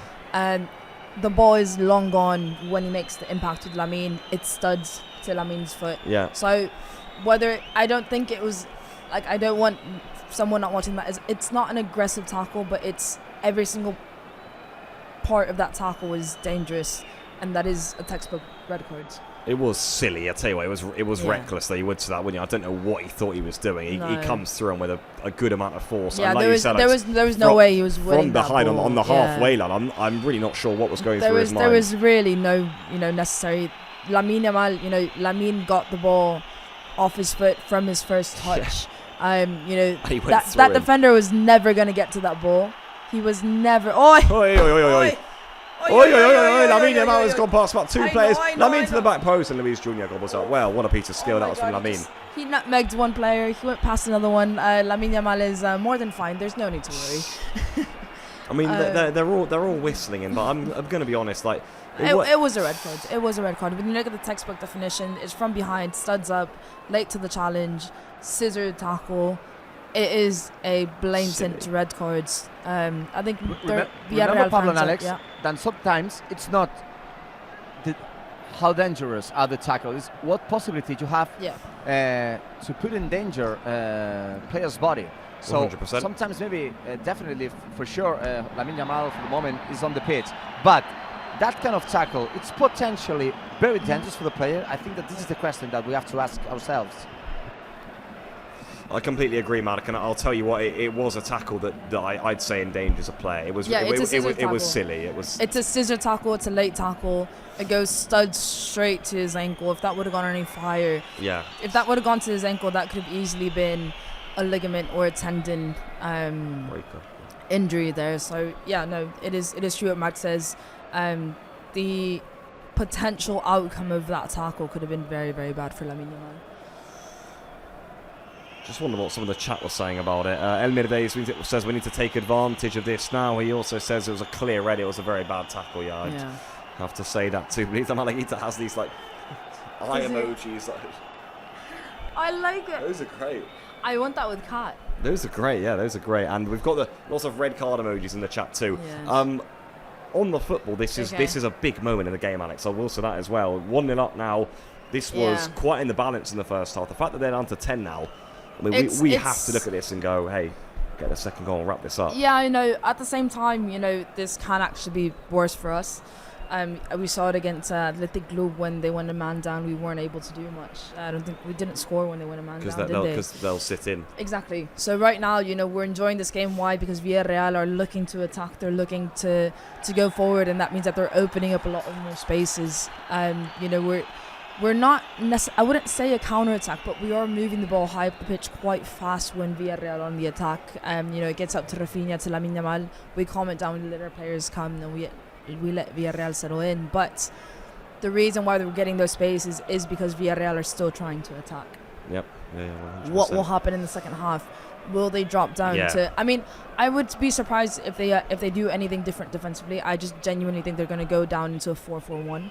Yeah, I think they're going to leave a lone striker up. I genuinely don't think they're going to change much. But obviously, they need to be a lot more conservative now, and that can be not to our advantage. Yeah, I hear you. Yeah. Let's see how Villarreal play. They're a side who are known for going forward, of course, but you'd imagine things will change now, and that they'll be thinking, well, we can't really attack the same way because we'll leave ourselves way too exposed. I mean, they're attacking right now. Again, I don't think they're going to just park the bus for the entire second half. They're just going to be a bit more conservative and probably control more when they're going to go and when they're not going to go. Yeah, 100%. 3 minutes of added time. Frenkie de Jong driving forward. There's 3 minutes of stoppage time in the first half. De Jong couldn't quite find the pass through, though. Yeah, again, Villarreal are recovering the ball. They're still trying to go forward. So I think that's just going to be, the entire second half is going to be like that. I genuinely don't think the way that Villarreal are playing and the confidence they have in what they need to do, they're not a team that are going to be scared to score against us, even though they're a man down. So I genuinely don't think the second half is going to change that much in terms of what to expect from Villarreal. I think it's just probably them adjusting the intensity, the amount of attacks they do, the way they attack is going to be quite different. But overall, I don't necessarily see this match changing in terms of intensity from both sides. Mark, 3 additional minutes have been added on, and well, now with 10 men, we were just discussing it with Alex. What do you think we can expect from this second half? A different sort of game or no? Well, maybe Villarreal would not press the same way that he did the press just almost the first half, but I think that they won't change a lot of things. They play with 4-4-1 right now with 10 players. It's like the same lineup, but with only one player at the front. But I think for Barca, the most important thing is to play as always, to go for the second goal, to not speculating with this. And for sure, the game will be a little bit dirty with a lot of whistles on Lamine Yamal. But I think the good plan for Barca is to go ahead for the second one. And just one more thing I want to add about the tackle by Renato Veiga. I just see the replay, and I think that one of the things, the most important maybe for the referee to show the red card, is that the ball was not close for the action. So at the time that Renato Veiga did the tackle, the ball was very, very, very far from Lamine Yamal. And definitely with the combination of this tackle and the ball out of this way of play, it was definitely why the referee took that decision. Yeah, it's true. It's what you're saying, Alex. I mean, he's already taken the touch, Lamine, and he just clears through him, isn't he? Yeah, no, that's why it was just a very unnecessary tackle, because he was never going to get to that ball. I mean, there was literally no chance that he was winning that ball. So there's no need for that tackle. There is no need to even try to win that. It was about, that's when you need to be smart. It's you press Lamine from behind to be able for him to force him to pass the ball. It's very basic defending, really. You press not to win, but if not to force the ball backwards. Yeah. And that's where, I mean, to be fair, Villarreal were doing it really, really well. I don't know why this particular chance was really the one that got him going to be able to make that tackle, but Villarreal have actually been disturbing us so far with pressing us just enough to be able to force us to do different things. But again, it was just one of those that just, he was never going to win that ball, so it was very, very unnecessary for that tackle to happen. Yeah, it certainly looks as though it's going to be half-time in just a few moments' time here. And indeed, there you go, half-time whistle is blown, Alex. Quick thoughts. We'll put the half-time, and it ends then, guys. Half-time here between Villarreal and Barça. It's Barça who have a 1-goal lead thanks to a Rafinha penalty. Both sides have come close since then, but a Renato Veiga sending off about 5 minutes ago has certainly changed the complexion of this game. Let's see what happens now in the second half. At half-time, it's Villarreal 0, Barça 1.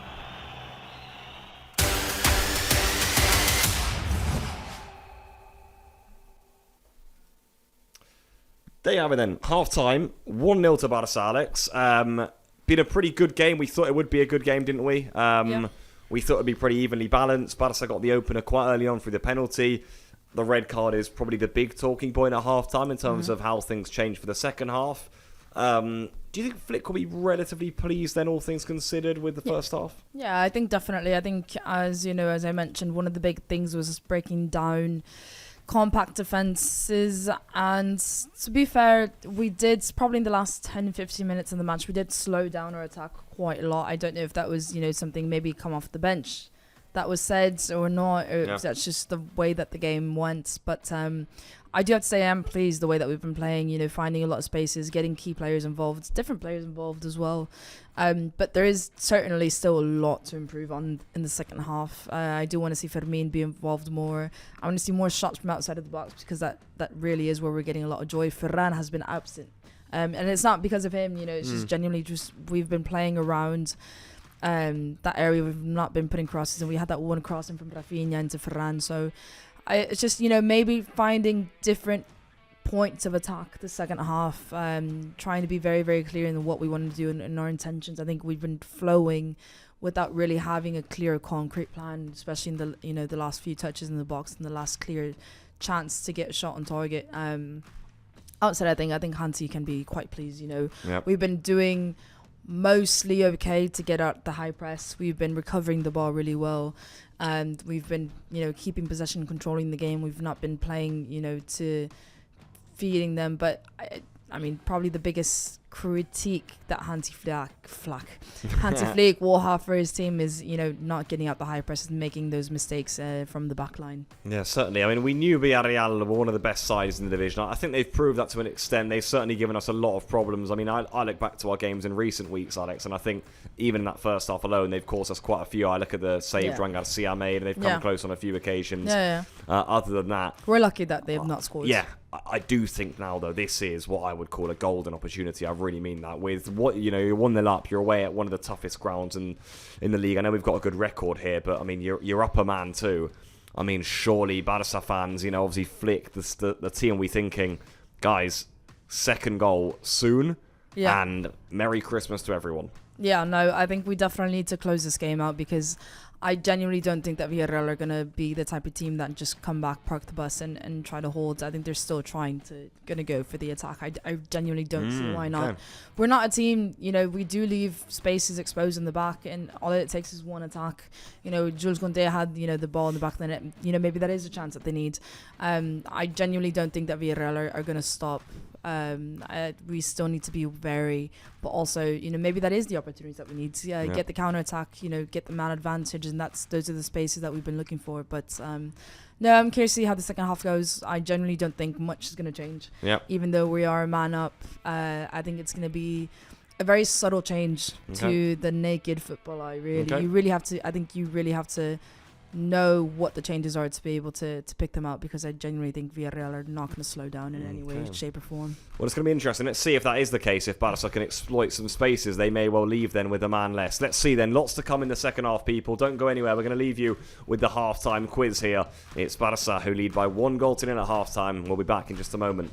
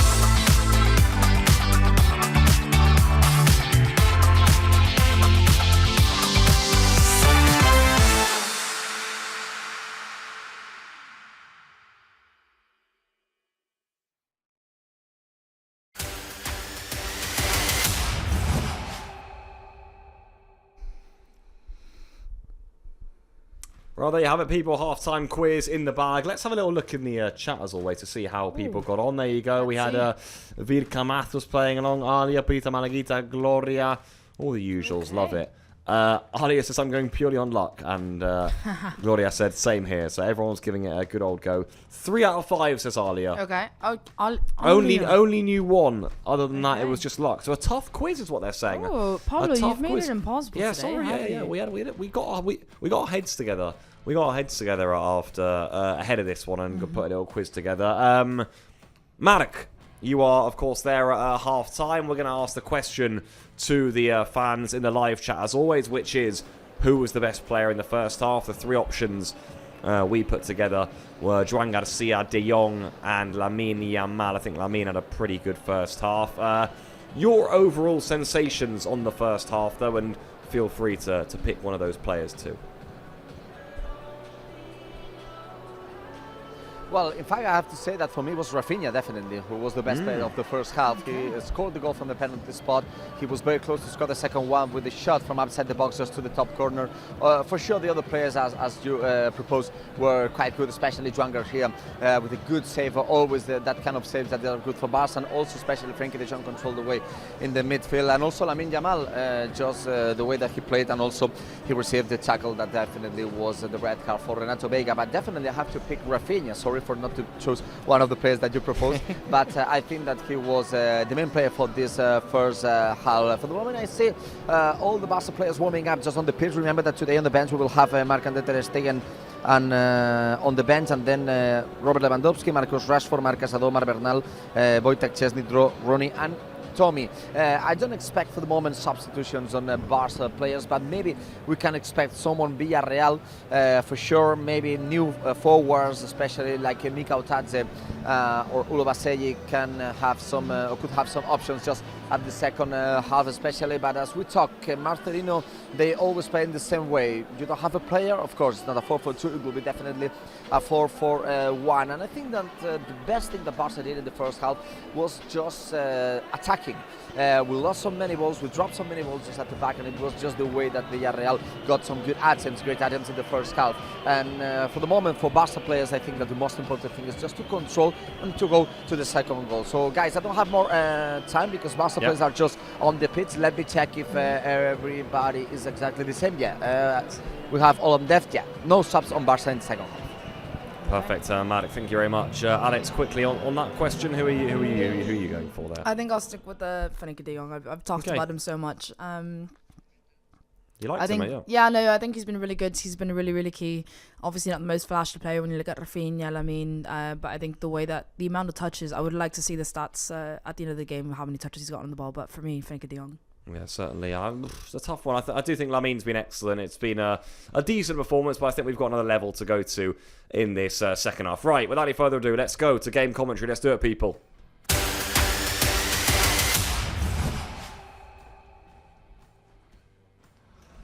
We got cables stuck here, but we're back for the second half between Villarreal and Barça. Barça, who have that 1 goal lead. We all okay now, Alex? Cable-wise, I think we are now. You're free. Yeah, we're good. I'm free. Yeah, I'm free. I'm not stuck to you. You're not clamped. Right, there we go then. So we are now back to go here for second half. We're underway then, people, between Villarreal and Barça. Let's see how this goes. Seems like, you know what, actually, from the kickoff, it does seem like Villarreal still have 2 strikers up top, and again, they are look at the first unchanged attack. And well, immediately Fermincho's good. You know what's interesting? Villarreal unchanged, and that means that Buchanan is playing at right back. Yeah. And Pau Navarro's gone into centre back, doesn't it? Yeah, he's alongside Rafa Medina. It's an interesting strategy. It's a pretty Ayathen and lineup. Pepe still, Yeah. But I think Pepe is the one that's have to drop in a bit more, closer to the midfield than Ayathen is the one that's being, the sole central striker right now. Again, as I said in the first half, I really don't think Villarreal are going to change much. They have been doing well, and I think they are capable of continuing their game plan with 10 players. It's annoying to say, but I do see them capable of continuing that same game plan. Here comes Lamine Yamal. get the feeling Flick would have urged his Barca team to get the early second goal in this second period, because that really will change the complexion of this one completely. I think Villarreal, as long as they're only behind by 1, well, they'll feel they're right in this game. As you were saying, Alex, they still have those attacking players left out on the pitch, although the fact that Buchanan is now having to play at right back will change things, because he's been one of the main threats, and well, I've got the feeling he won't be able to go forward as much. Here's Lamine, no. Fermin. Back to Lamine Yamal. Can he get a shot away? He does, but it's straight at Luis Junior. De Jong wanted it, couldn't find him. Yeah, no, it was a good play from Fermin and Lamine, and really, really tight spaces. Yeah, Frankie de Jong was at the top of the box. Lamine had about 4 players around him, literally. Yeah. So maybe, Frankie was the smarter pass, but I think Lamine had every right to go for goal there. Here come the Catalans again with Lamine Yamal now. Lamine checks on the ball, lays it off here to Koundé. There is Eric Garcia now. Garcia through towards Ferran. It's a vital touch by Marin. And Buchanan lays off Luis Junior, who can hack it clear. What you will say is that, even there, when Villarreal clear, they obviously don't have the bodies up the pitch to retrieve the ball. Yeah. It just feels as though Barca will have all of the ascendancy in this second half, doesn't it? Yeah, no, it's there was Junior there, had the ball at the back. I think Buchanan messed up. He wanted to pick up the ball, and Buchanan passed it back to him, so he was obligated to clear. But it is true, they don't have bodies up. They have to drop back. They are literally in a 4-4-1. As we said in the first half, and a sole central striker, you really have to hit him quite on target for him to be able to get onto the ball. It's not just clear and you have 3-4 players around the ball instantly. Now it's just a matter of us controlling the match, which I think we've done in the opening 3 minutes of the second half so far. Lamine's been getting involved quite a lot on that right side. The Villarreal crowd is still whistling every time he gets the ball. Let's see if he's which is a bit absurd, really, but just for getting hammered on a tackle. Yeah, exactly. There's nothing wrong with that tackle, and I think if anything, that's going to fuel him even more to maybe get a goal today. It's Fermin now. Nice switch over here to Balde. He's got Rafinha down the line. Does he use the Brazilian? No. He finds De Jong instead. Can he try one of those little dinks around the back? Yeah. He lays it wide to Lamine. Koundé's gone centrally. Still Lamine. Boom. This is Eric Garcia. That's a really good block by Parejo. Vital that he got down there. Yeah. Villarreal rather living on the edge here, though. Fermin sliding about, as is Eric. Hey, that's that ball staying in. Ooh, just about. Just about. No, it was good pressure from us, really. Guys, Villarreal. We have some players warming up. Okay. Can we see them? Here, we will give you soon the image. Then, you have the image right now. We have Robert Lewandowski, we have Marcus Rashford, we have Marc Casado, we have Marc Bernal, and we have Ronnie Bardghji. They are the 5 players who are warming up just right now. Certainly 5 good options for Barca to bring off the bench, who, as we said right at the top of the programme, they do have firepower today, the Blaugrana. Having Rashford and Lewandowski to bring on at a stadium like this is certainly vital. You've got Casado and Bernal, Rooney in there too. It's been a hungry Barca at the start of the second half too, Alex. We're coming forward with good intensity early on, I'd say. I'm liking it. Yeah, no, we've gotten good control of the second half so far. We're attacking really, really well. We're finding a lot more spaces that we didn't have in the first half, which is quite fun. Yeah. Balde's getting involved quite a lot. Rafinha's floating around. Ooh. Was De Jong? He thought about it. Jules Koundé is making a lot of underlapping runs into the box. Oh, good cross. That misses it. I wonder if that's... it seems like it's one of the things that Hansi Flick has told Jules Koundé to do. He's making a lot of literally diagonal underlapping runs, if you can still call them that, because they're very straight, in a straight line. Coming in from the side, straight into the box, looking for either second post ball or just drawing out the defender to give Lamine more space, and that's exactly what's happening. We've seen it twice. I think Frankie and Eric, were the 2 that gave the ball to Lamine. Went after Jules Koundé made that run, so maybe try to get more joy down that right side. Yeah, certainly. You can just feel, Marek, I'm not sure how you're feeling this. It feels like the stadium has quietened down a little bit. Feels like they're a little bit shocked by right now with, after the sending off and how Barca have started the second half too. Yeah, very quickly. What I want to say, this is not a very a stadium that they are shouting a lot, but they are just waiting for an action. And Barca has a good option at the counter-attack. De Jong, lots of space here for Lamine Yamal. This is Fermin Lopez. Oh, another brilliant block by Parejo. He made one just like that a few moments ago, and he repeats the feat. Here we go then, Alex. These are the breakaways that Villarreal are still going to try and hope they get it. It's Ayoce Perez. He's got Pepe at the back post. Ayoce. Who does he play? And they're still getting numbers up. You know, it's five of us against 4 of them. You know, they're still getting numbers up, even being a man down. Again, it's what you expect. They're not giving up. You know, Pepe's really holding on to the ball really well, waiting for his teammates to come and support him. Villarreal have, you know, they're not scared of anything. And again, we do need to be very, until we get another goal at least to get a good margin. Frankie de Jong there with another recovery. Brilliant from de Jong, I must say. It's been 2 recoveries now that he's gotten. The first one there got Lamine Yamal into Villarreal's box. He literally went all the way down to the left side. And how many of those have we seen from Lamine? Almost a repeat of Rafinha's goal last year. That ball from Lamine, same sort of position. The Brazilian couldn't quite get onto it this time though, and Villarreal come away with the ball. Starting to open up a little bit more now. I'm not sure if that will suit Barça. Overhit though, and Juan Garcia. Yeah, no, again, that's what you say. You know, you have Pepe there trying to go against 2 of our defenders. Yeah, Mark?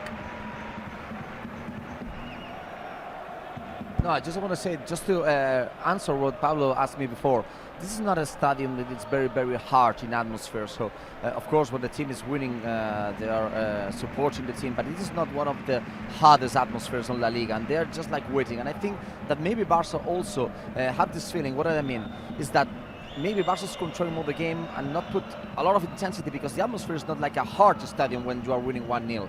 And I think it's important for Barca to keep going, because instead they are with 10 men, at the end of the game they can be very dangerous, as you can see in the counter-attack. So it's important to push them inside the box and just trying to score the second goal as soon as it's possible, because as I said, this is not one of the hardest atmospheres in La Liga, but of course they have very quality players. So corner kick for Barca, and just I want to give you 2 extra stats very quickly.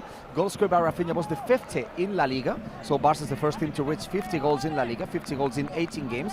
Last season we have scored 51 goals in 19 games in the first part of the season, and Rafinha's goal was 24th in this 2025, 3 less than Ferran and Lewandowski. Rafinha also with excellent numbers in 2025. Here's de Jong. Barca have taken their corner short. Fermin Lopez with delivery. Ferran's little chest has not found anyone, and here's the breakaway. Koundé running back in support, but Villarreal are going to have to delay. Moleiro's going to have to bring it back. Yeah, it's fair play to Villarreal again. You know, they get the ball, they're not scared to attack. I think they're just not. They've not been able to settle into finding one player to target up top. They need a Lewandowski.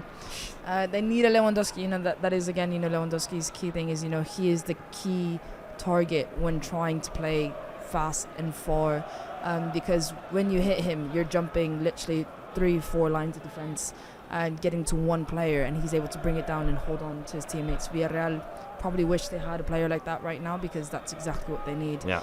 Because they are still trying to play out, perfectly, but it's just not been to their advantage. No, it's very tricky with 10. You can see the spaces the likes of Garcia and de Jong are starting to pick up now on the edge of the Barca, on the edge of the Villarreal box. This is Lamine again. It's Rafinha, in fact, who's come wide on this occasion. Now de Jong, Balde. Yeah, Lamine's on the left. Look at that. That's from the short Barca corner. Balde. He looks so uncomfortable on the left side. This is odd, isn't it? Lamine, he doesn't want to cut inside onto his right foot, of course. De Jong now. Rafinha won't mind. He's perfectly happy off the right. Here comes the Brazilian. Fermin Lopez. Look at the space De Jong's in. Instead he finds Eric. I mean, it's a game of patience now for Barca. They're just trying to toy with the Villarreal wall. Fermin's in. Away by Luis Junior. Corner. Fermin just got to the byline there, tried to go for a really hard, low cross into the small box, and Junior just did well to get in front of that before it got to any of our players. Right, corner kick. Then. Let's see what happens here. Is this the way in for Barca's second goal? It's Rafinha who's over it. Moledo watching Koundé closely in the middle. In by Rafinha. Ferran, free header flick on at the front post. Didn't quite get enough on it. And Parejo dinks one clear here to Alberto Moleiro. Here he comes. The switch is a decent one, I will say. Juan Garcia should deal with that. Does deal with it comfortably enough. Alex, I'm going to send this question in for our members too. How are you guys feeling right now? And the question I wanted to ask is, how should Barca approach this second half now? Should we keep things the same as the first half, stay calm? Is it a case of attack, just get the goal? Or is it actually just get the second goal, shut up shop, and go home? I think it's probably a balance between the first and the thirds. Okay. I think we don't need to force anything right now. We don't need to change anything the way that we're playing, because so far we've been playing really, really well. In the second half particularly, we've been able to basically shut down any Villarreal attacks so far. So right now I think we need to keep that the same, because once we start forcing things, then we open up a lot more space. Villarreal, can grow into the match. We start panicking. That was lovely, wasn't it? Beaten away to deny Fermin. Sorry, Alex, you were saying. No, it's just about keeping calm, but at the same time, if we're playing like the first half, we didn't score outside of the penalty in the first half, so that does need to change. We do need to score and shut up shop, because you can't stay with the scoreline when a team is so open to attack, and we know they've been dangerous, and we have been so lucky that they've not been able to score yet. So we need to get at least that second goal to be able to go into this a bit more calm. Guys, because subs on. Okay. Wow, go on, Mark. Subs on. It's time Rashford. for Marcus Rashford and Robert Lewandowski. So I think the two of the players who have more goals in his legs, they will be the first Barca substitutions. Marcus Rashford and Robert Lewandowski, who definitely was one of the stars last time the Barca played here. He scored last season twice, and he was quite important. He also missed a penalty that time, but it's preferring for us to remember that he scored twice last season. And Marcus Rashford, the other guy to come. Remember, he scored after a month and a half the goal against Guadalajara. And now you're going to watch a very dangerous fall on next to the box. And there's the first yellow card for Barca player. Wow. And it's for Frenkie de Jong for that action. And this is a very dangerous, because we have Parejo, who always taking very good free kicks. So dangerous time for Villarreal. It was an interesting. Was that a foul for you, Alex, even? The thing is that he had three players around him. Frenkie bodied him off the ball. Probably yellow card because he didn't see that he got the ball. The thing is that Frenkie, so basically what happened is that Frenkie bodied the player off the ball. Player fell because Frenkie didn't get the ball. I think that's what he shoved him out the way. That's what I'm saying. I think it wasn't. I think the player really went down really easily, because Frenkie really didn't really go in that hard. But by the books again, no ball, body off the ball. Player had to stop the attack. It's a yellow book, I think, by the textbook. And here comes Parejo, and he scored a lot of screamers from those sorts of areas in the past. I mean, Parejo this time didn't quite come off. That was straight to the wall. Kubarsi's back there. Yeah, I must say, also got yellow definitely, cards. as you said, Pablo, Parejo scored. Yeah, you can confirm. I can confirm that was for Eric Garcia, not for Frenkie de Jong. I said de Jong because he was complaining to the referee, but he didn't take on board because he's the captain. But as I said, Parejo always scored good goals from that position, and definitely it was not the best free kick of his career. Yeah. No, it wasn't. Straight into the wall. Marek, you'll confirm when those subs do come on. For now, Barca are going to come forward themselves. Ferran's trying to get in behind, and it's good defending by Buchanan, who's filling in a different role in the second half, doing a pretty good job of it as the clock strikes 60. I just wonder whether maybe now it seems Barca like make those changes. Seems like Rashford and Levy are ready to come on, but just waiting for Not now. Yep. Now. A moment. I wonder who they'll come on for, you know? Yeah, I was going to say maybe Lamine. Let him get rested if he's going to keep getting fouled like that. Maybe, his foot does need some rest. You don't want to push it. Ferran, you'd imagine, is for sure. Is it going to be Rafinha to manage minutes? Yeah. I would assume it will be Ferran. I think Ferran actually has not gone in a lot of joy from this game. He hasn't, no. Yeah, he's been really closed in. Obviously, with the four back two defensive lines, he is quite enclosed between literally two central defenders and the two midfielders. He's not really gotten a lot of touches. The two touches that he's gotten on the ball have been, just bad crosses for him that have been impossible for him to capitalize on. So I wouldn't be surprised if, I would say Ferran maybe to try to bring in a fresh and a different kind of striker.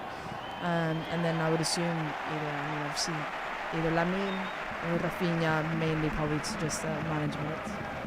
Let's see what Flick does. He's obviously also got the option of taking Fermin off and putting Rafinha to that number 10 spot. Let's see what the German coach goes for. Right now, they'll be Villarreal with their second long throw in quick succession here, and the first one caused a few issues. Let's see what Buchanan's got in his locker this time around. Then it goes away by Eric. Rafinha should stop that going out for a corner. Does. And does he keep that in? Yeah, it's still in, and maybe now Barça can break themselves with Ferran. Yeah, Fermin. still in. Epa. Now it's fall on Barca player. Yeah. Y tanto. Hold on. Let me say one thing about the action from Rafinha. He was very close to touch with the ball stand. I mean, the highest part of the stadium. But definitely this ball did not touch anything. So let's go with the subs. And then definitely will be the Shark, Ferran, on Lewandowski. So Ferran will end his 2025 year with 27 goals. He will be for sure the top scorer for the season for these holidays. And then Fermin out, Rashford and Robert Lewandowski come in. Okay.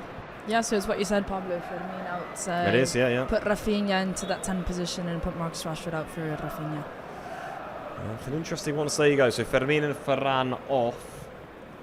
Let's update the lineup for you. And so it's attacking subs, I'd say. Alex. Yeah, no, definitely. I think Hansi Flick really wants that. And at the end of the day, goal difference does make a difference. When you were given the opportunity to play with a player advantage, and we haven't been able to capitalize on it. I think the second half, it doesn't seem like Villarreal are a man down. It doesn't seem like they are. Oh, look at Jules going there. Oh, good pull back that. Balde was in. Lewandowski took it off his toe. It's still Balde. Oh, he had a tap in, didn't he, Alex? He had a tap in. Rashford now. Yeah, Lewandowski in typical striker's fashion, winning it for himself. Lamin's in though. De Jong's in. Lewandowski somehow hasn't scored. Someone please. De Jong, Lamin, it's Barça who have their second goal. Lamine Yamal, he bundles it in. What a chaotic sequence. But Barça have two. Lamine Yamal points to the badge. It's Barça who lead by 2 goals to the away to Villarreal. Lamine Yamal. Vamos. Oh, that was it was chaotic to say the least. I think Frenkie de Jong's face says it all. He was like, oof. He was in disbelief. It was a Frenkie de Jong assist to Lamine Yamal. It was literally, I think Lewandowski got a shot, Frenkie got a shot. Which player didn't get a shot there? It was just unbelievable. It was no, I think Frenkie de Jong literally went to Lamine. He was like, it was just let's see there the repetition. So we have Lamine there with the initial shot. Frenkie de Jong shot. Lewandowski shot. Tried again. De Jong. And then Leon there, no, it was good. It literally 3 shots. Frenkie de Jong did well to recover the rebound there from the Lewandowski shot. Just gave it to Lamine. Lamine just rolled it in. Literally just shot it any way possible, and that went into the back of the net, thankfully. Marc Brau, Lamine Yamal strikes again. Strikes again, and he becomes the second top scorer of the season. Somebody said that he doesn't score goals, that he needs a lot of chances to score. So second top scorer of the season, 9 goals for Lamine Yamal this season, 7 in LaLiga, with a great shot with the left foot, just directly to the net after that action that you committed that with many shots. So be careful with this. Villarreal is going for there. Oh, Villarreal are in here. It's nothing. You're gonna wait in a while, but there's nothing. No chance. Yeah, and then Barca making the counter-attack, but very quickly. 9 goals for Lamine Yamal, second top scorer of the season. Rafinha will see Hansi Flick's reaction to the goal in just a few moments' time, but for now, Rashford's away here. He's going to run out of play for a goal kick. Right, let's see how Flick reacted. Let's do it. Okay, let's see it. No. Pretty calm, pretty cool. The staff behind him. We're not happy but calm. That was probably more... No, it wasn't a penalty kick. No chance. No, it wasn't. Yeah, no. The referee, he said immediately, no, there's no chance that was a penalty. Mikel Tadze is on, who is another player who's been pretty prolific for Villarreal this season. Marc Bernal. Marc Bernal is on for Eric Garcia here. Marc Brau. Yeah, Marc Bernal will come in for Eric Garcia. Eric Garcia, what a year for Eric Garcia. Ending the year, renewing his contract. and definitely one of the best players of the season so far, one of the best players of 2025, with a lot of minutes on his legs, and with the turning, I think it's good for Hansi Flick for him to give him some rest, to give more minutes to Bernal, who played quite good in the last games. He had to be subs on game against Guadalajara due to the yellow card received in the first half, but I think that, and I will encourage all the Barca Live fans on the chat to give an standing ovation for Eric Garcia. What a year for this player. Which is his position? Right back, left back, centre back, holding midfielder. That's an answer like, to a quiz question that we'll one never of the have best Matchday. players this season so far. Yeah, well, certainly so. And Marc Bernal getting some good minutes here. I mean, Eric Garcia, guys. Get your Eric Garcia emojis in the chat, please, because well, Yes, what, like Go on. Mark said, I mean, what an unbelievable year he's had, unbelievable. No, I think he's been such a. You literally put him in any position and he thrives. But I really think this midfield position that he's grown into has been his best position. Because Oh dear! Really, oh wow, okay. Juan Garcia forced into action there. Good save, important save. Yeah, no, really big save from Juan Garcia there to keep it. Oh dearie me! And well, yeah, I don't really know what happened. I'll tell you what, that could have been a penalty too. The camera cut away. Yeah. Juan Garcia clearly lost control of the ball there. And Villarreal were claiming for a penalty. Rashford's taken this one in his stride. Oh, what a pass. Finds Rafinha. It's all chaos here. Rafinha. Mega Rafinha. Rafa! It's blocked.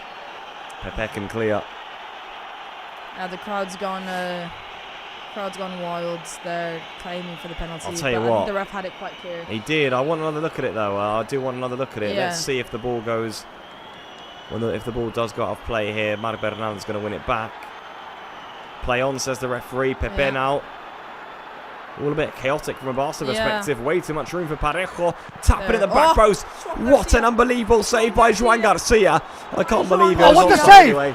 What a save! It was offside anyway, but what a save, man. Juan Garcia. Juan Garcia. Wow, what a save. What a save, guys. I don't know if the offside is the second option or the first one. We have to check, but Juan Garcia made one of the biggest saves of the season. Now you can listen to all the stadium complaining about the penalty, but I want to send some message for the Villarreal players. To dive is not a penalty, and what are doing Villarreal players is to stay laying on the pitch, just waiting for the VAR to react, like a lot of players are doing right now. But Alvaro La Rojas was very good that there were not two penalties in the same action. No. And please check if the action by Juan Garcia was really an offside, because I think it was one of the biggest saves of the season. Yeah, Mark, we can confirm there was no way that was a penalty, and it was offside. Yeah.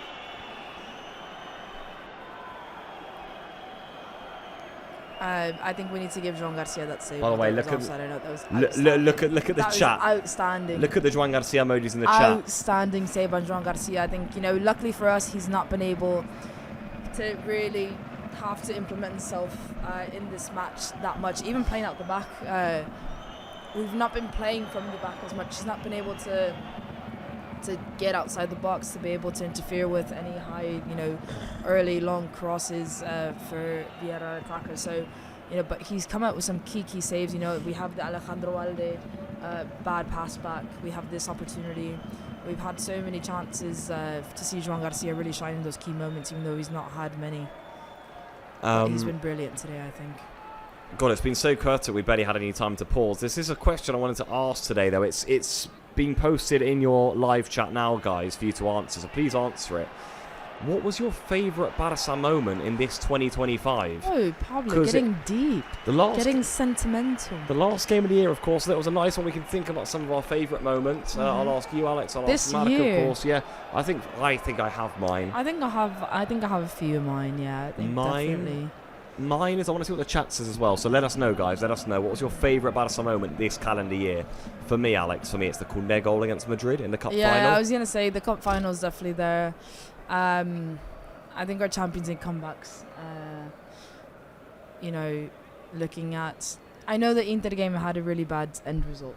Yeah. But that was probably one of the most... Games, yeah. That was probably one of the most emotional games that I've experienced, really. Yeah. You look at the Benfica match as well, with the Rafinha goal.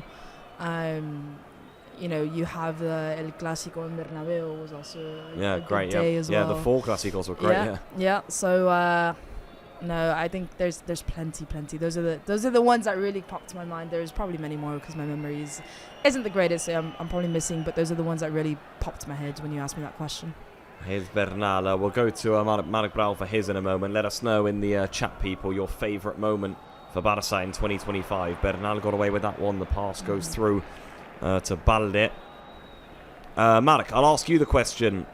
Some of your favourite Barça moments in 2025. It's been a great year.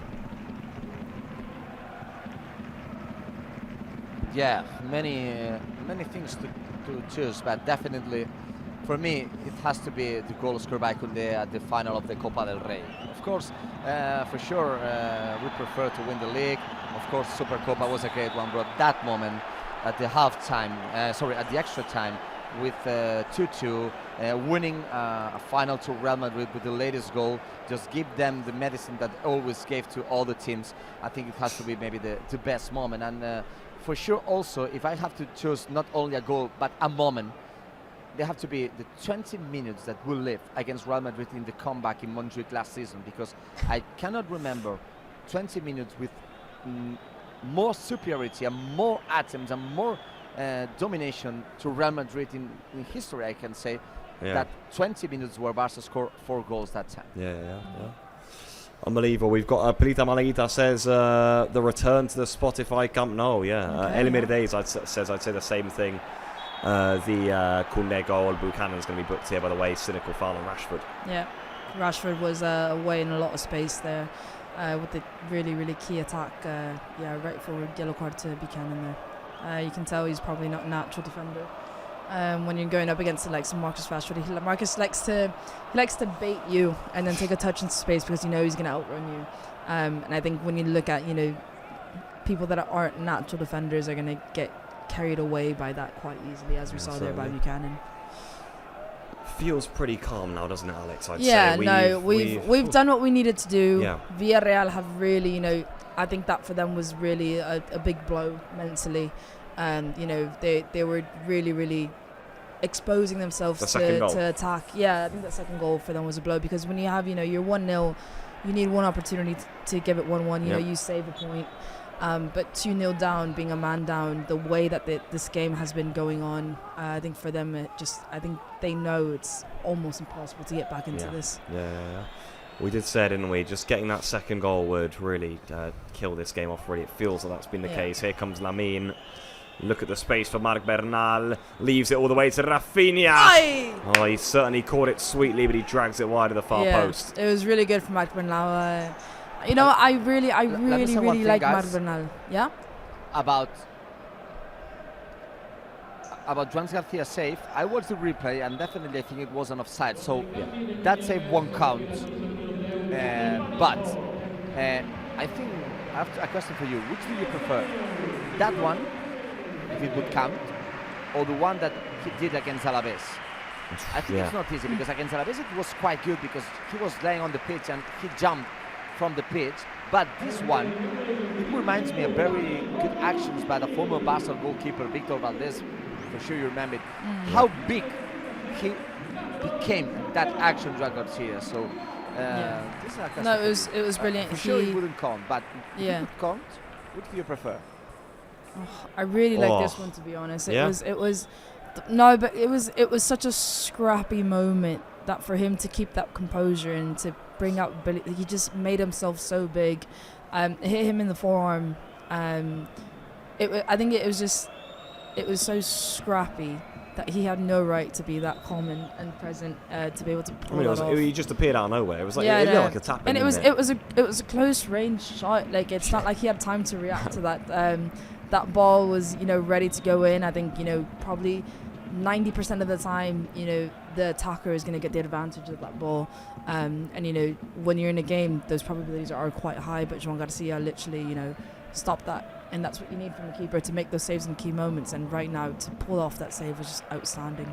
Yeah, it certainly was. Alex, I seem to get reminded every week, really, but what a goalkeeper we've signed, by the way. Yeah, no. I think the fans will feel the same, but what a brilliant signing by the sporting director, of course, Deco, and by the staff of Barça. I mean, this guy looks like the real deal to me. He really does. He looks like a top goalkeeper. He's making some saves that like you were saying, that one there, the Alaves one might even be, for me, even better. I mean, he's making saves that don't look easy. He's given a security to this team that I'm not sure we had before. He's a brilliant young goalkeeper. Yeah, no, I think I respect really the confidence. When he came from a side that was going to relegation. He's coming from a side that isn't necessarily as confident playing. Look at Villarreal, watch out here. They're in here. Villarreal, and there he is again. Garcia. Right on cue, and he does it again. Juan Garcia. Unbelievable. And we survive again. I mean, right on cue, people. Juan Garcia, nothing is going through him right now. That is outstanding. Keeping us in the game once again. Villarreal just aren't able to score because we have Juan Garcia in our goal. Look at that. Brilliant save there. Superb. Just coming out, just covering, Second one makes himself big too. Mikael Tadze back him to score from there. It's a brilliant save. Yeah, outstanding. And Villarreal just have a corner kick here. Jules Koundé is down. I don't know why. Koundé's injured. Yeah. Problems for Koundé, Koundé's down. Oh dear. Yeah, he's taking off his headband, so I think and definitely I think he couldn't continue. Ankle. Remember that Barca has one more window to make the subs and 2 more subs to come. Okay. So we have one window with 2 more players to put in. Is there a But player for the warming moment up, they are Mark? just checking how Jules Koundé is right now. Yeah, for the moment I think he will be. There's one player going. It's Marc Casado, who remember he played as a right back in the game against Guadalajara. But remember that it definitely will be the last subs, because remember that that Rashford and Levy came in, also Mar Bernal, so yeah, and definitely will be the subs. Yeah, Koundé will be sub, Casado.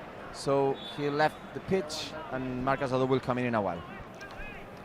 So for now, then, it's 10v10 for the next minute or so, as the corner is going to be delivered here by Villarreal. This would certainly be a good time not to concede for Barça. It's been flicked away. And Rashford can come clear. That's not really great news for Barça. We're very light on defenders right now, with Raujo out, Christensen out, of course, as Mark explained to us in the preview. Barça coming forward again, though, here with Rafinha. Lightning quick counter-attack. Doesn't fall to Lamine.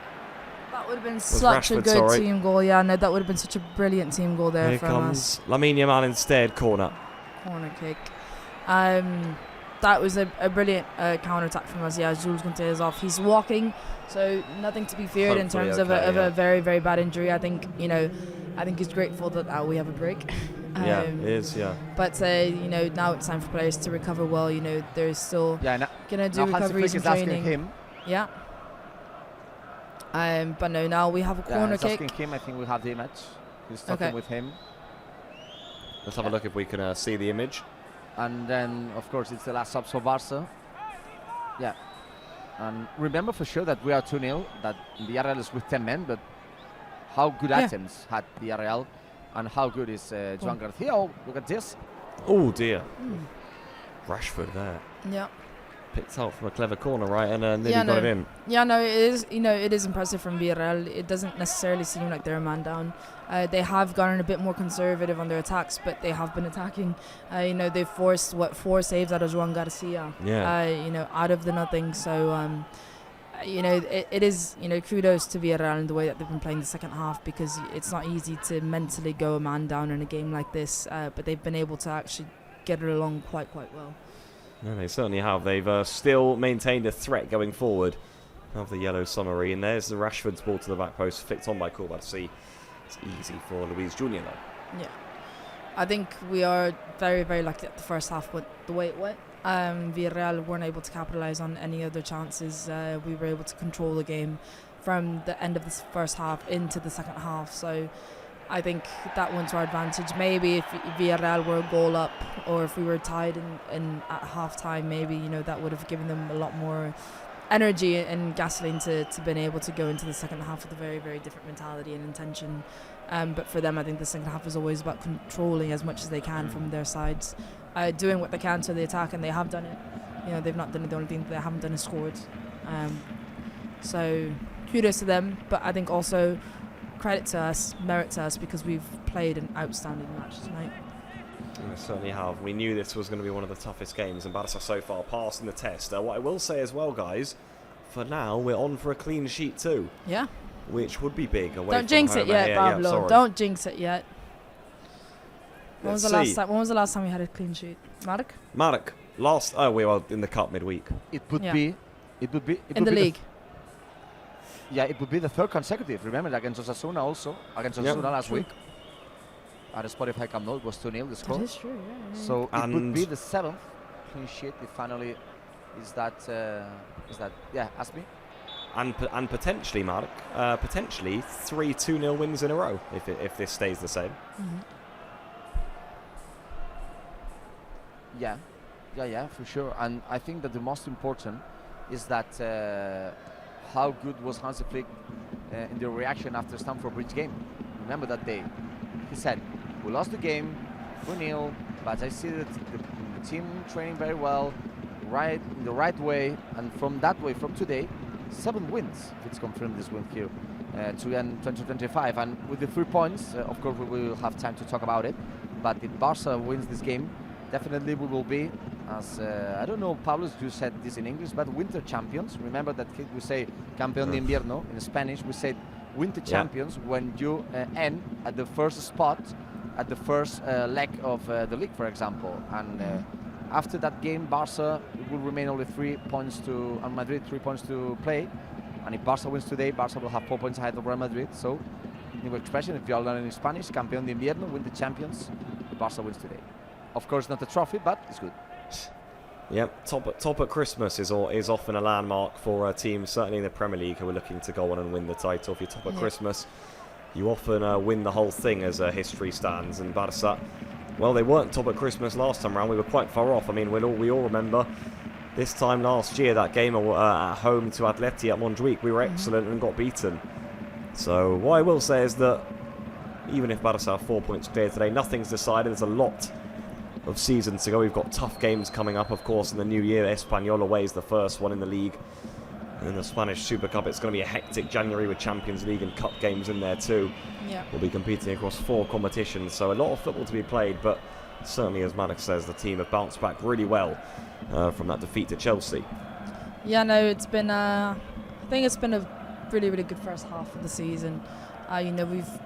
Considering that the amount of injuries that we've had, it's never an excuse, but we've had key injuries to key players, and it's not been easy. Hansi Flick has been able to rotate a lot of the players. The younger players have stepped up, like Gerard Martin and Garcia as a centre-back pairing, like Eddie Garcia stepping into a brand new role. Probably the 7th or 8th that he's had on the team so far. I think this first half of the season has been outstanding, and I think what's best from it is that there's still so much space to grow. There's still so many things that we need to correct. It's not been perfect, but we're 4 points clear at the top of the table. We're growing in confidence. Our players know exactly what to do, where to go. Rafinha is exploring a new role in the team. Lamine Yamal sometimes as well gets thrown out as number 10, so it is quite fun seeing how Hansi Flick is being creative.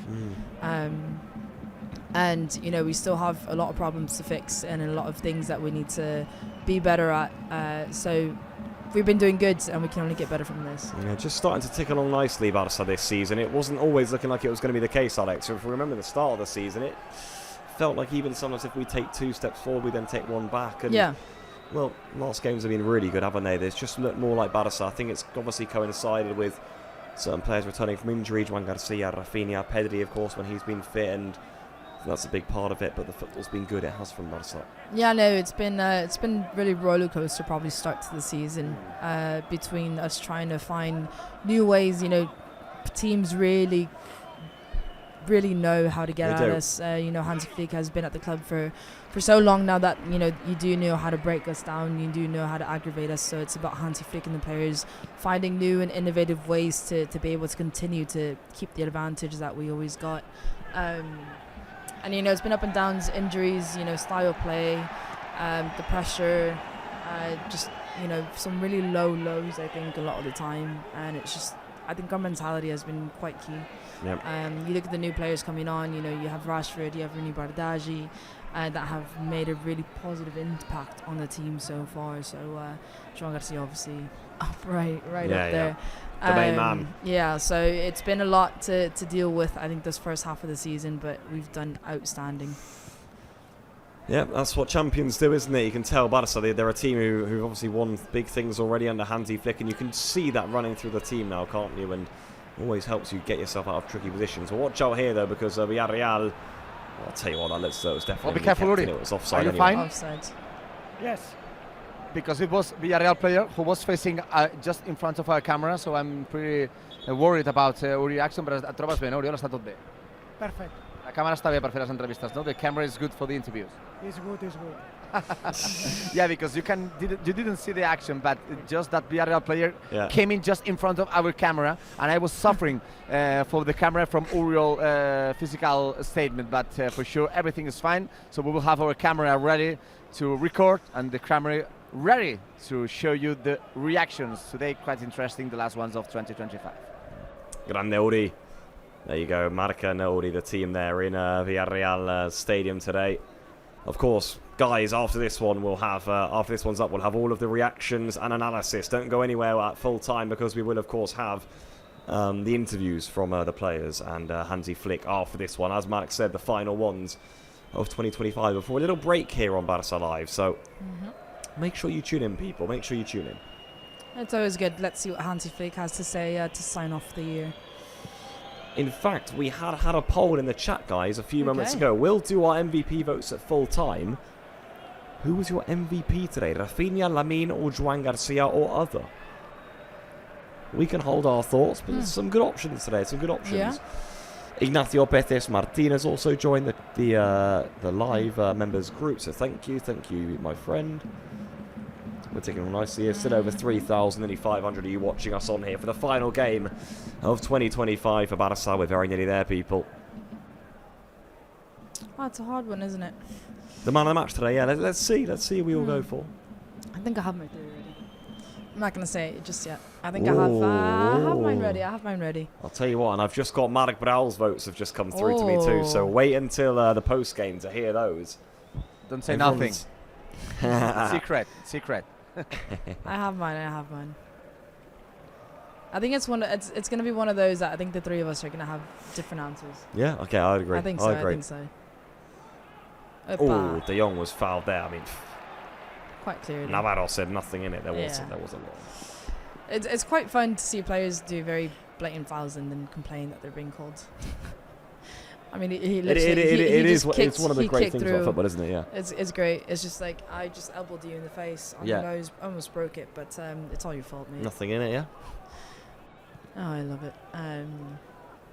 Yeah, just 1 minute and a half to go. I'd assume we have the goal, we have the Kunde injury. There's not much more of stoppage time, really. I would say probably the 3 minutes that we had in the first half. I agree. I'd say 3 minutes. I think 3 minutes is fair. I think both teams will be happy with 3 minutes. Yeah. Villarreal must be tired at this point. They've done an awful lot of ball chasing in the second half. I mean, credit to them. Yeah. It's not like they didn't give up in the second half. They actually created good chances. Yeah, no, again, I think it is, I do have to say credit to them. I think they've played a really good match, all things considered. That's lovely football from Barça. Rashford's in. Could be 3. Off the line. Calm on the goal line too. I don't know what he's doing, but fair play. Very cool indeed. Almost, Cardona. No, Villarreal, I think, have suffered our own unable to score syndrome. They've had really good opportunities. That was interesting. No, they've had a really clear opportunity, especially in the first half. They got 3-4 clear opportunities before we even got one in the first half, in the start of the first half. They had they hit the post with Pepe. It was offside. Well, we needed to really see that again. They had the clear opportunities. Watch out here. It's corner kick. For a corner, yeah. But no, Villarreal have played a really good match. Even being a man down, you can't really notice it. It is true. They are exhausted. They're going to have a good night's sleep tonight. But it's because they're ball chasing. But I don't think it's because they're a man down. 4 minutes. I genuinely think of added time. 3 Mark? 4 minutes to end the year. 4 minutes to end the year. So last 4 minutes in 2025. It's quite sad. It's been a good year. I know, it's been a very good year, hasn't it? On and off the pitch. We need vacation as well as the players. Come on, Lamine, end the year on a high. Come on, Lamine. If you got one more party trick in your hat. I listened to our editor saying to me, you have to be happy because you will be on holiday. Yeah, for a while. It will be a long time, but I will follow for you for sure, guys. Yeah, Marek, we can certainly discuss. I'm assuming in the, I'm assuming post-game. that your quizzes are still gonna haunt me even though you're not here, Mark.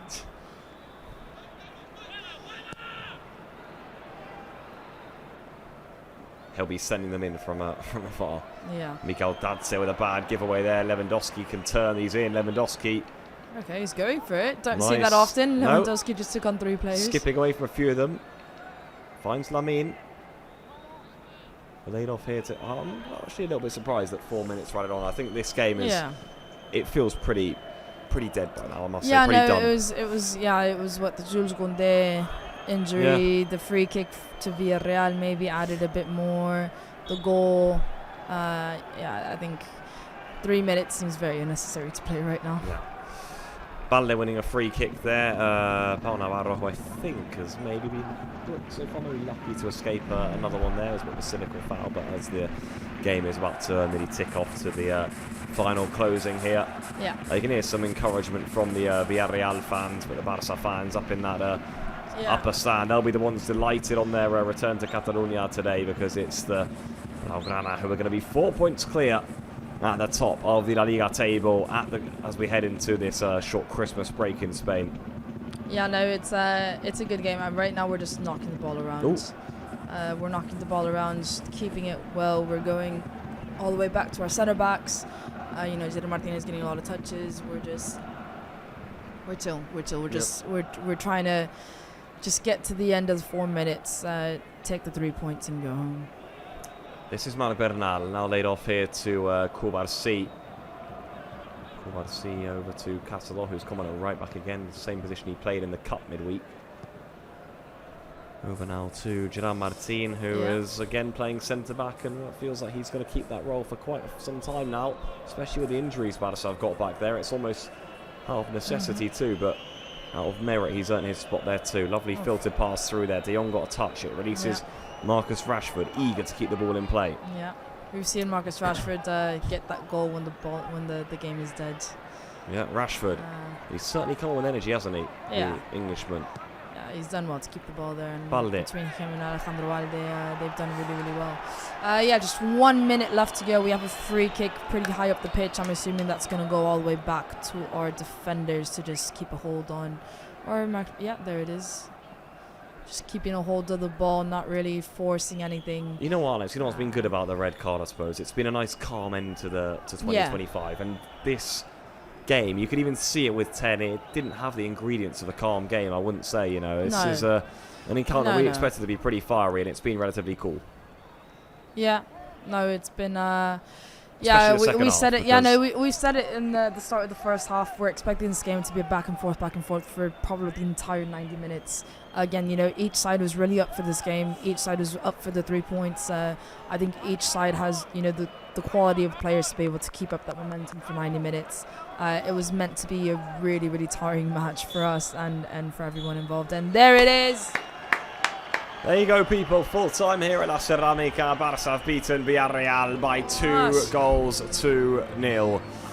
It's a super away win for Barça in La Liga. It's an away win that's going to allow them to be 4 points clear at the top of the table ahead of Real Madrid at Christmas, and indeed the start of the new year. Barça have been excellent in the last month or so. They really have. Today it was goals from Lamine Yamal and one from Rafinha in the first half. The red card certainly changed things, but a really big away win, a statement win from Barça on the road to end the year.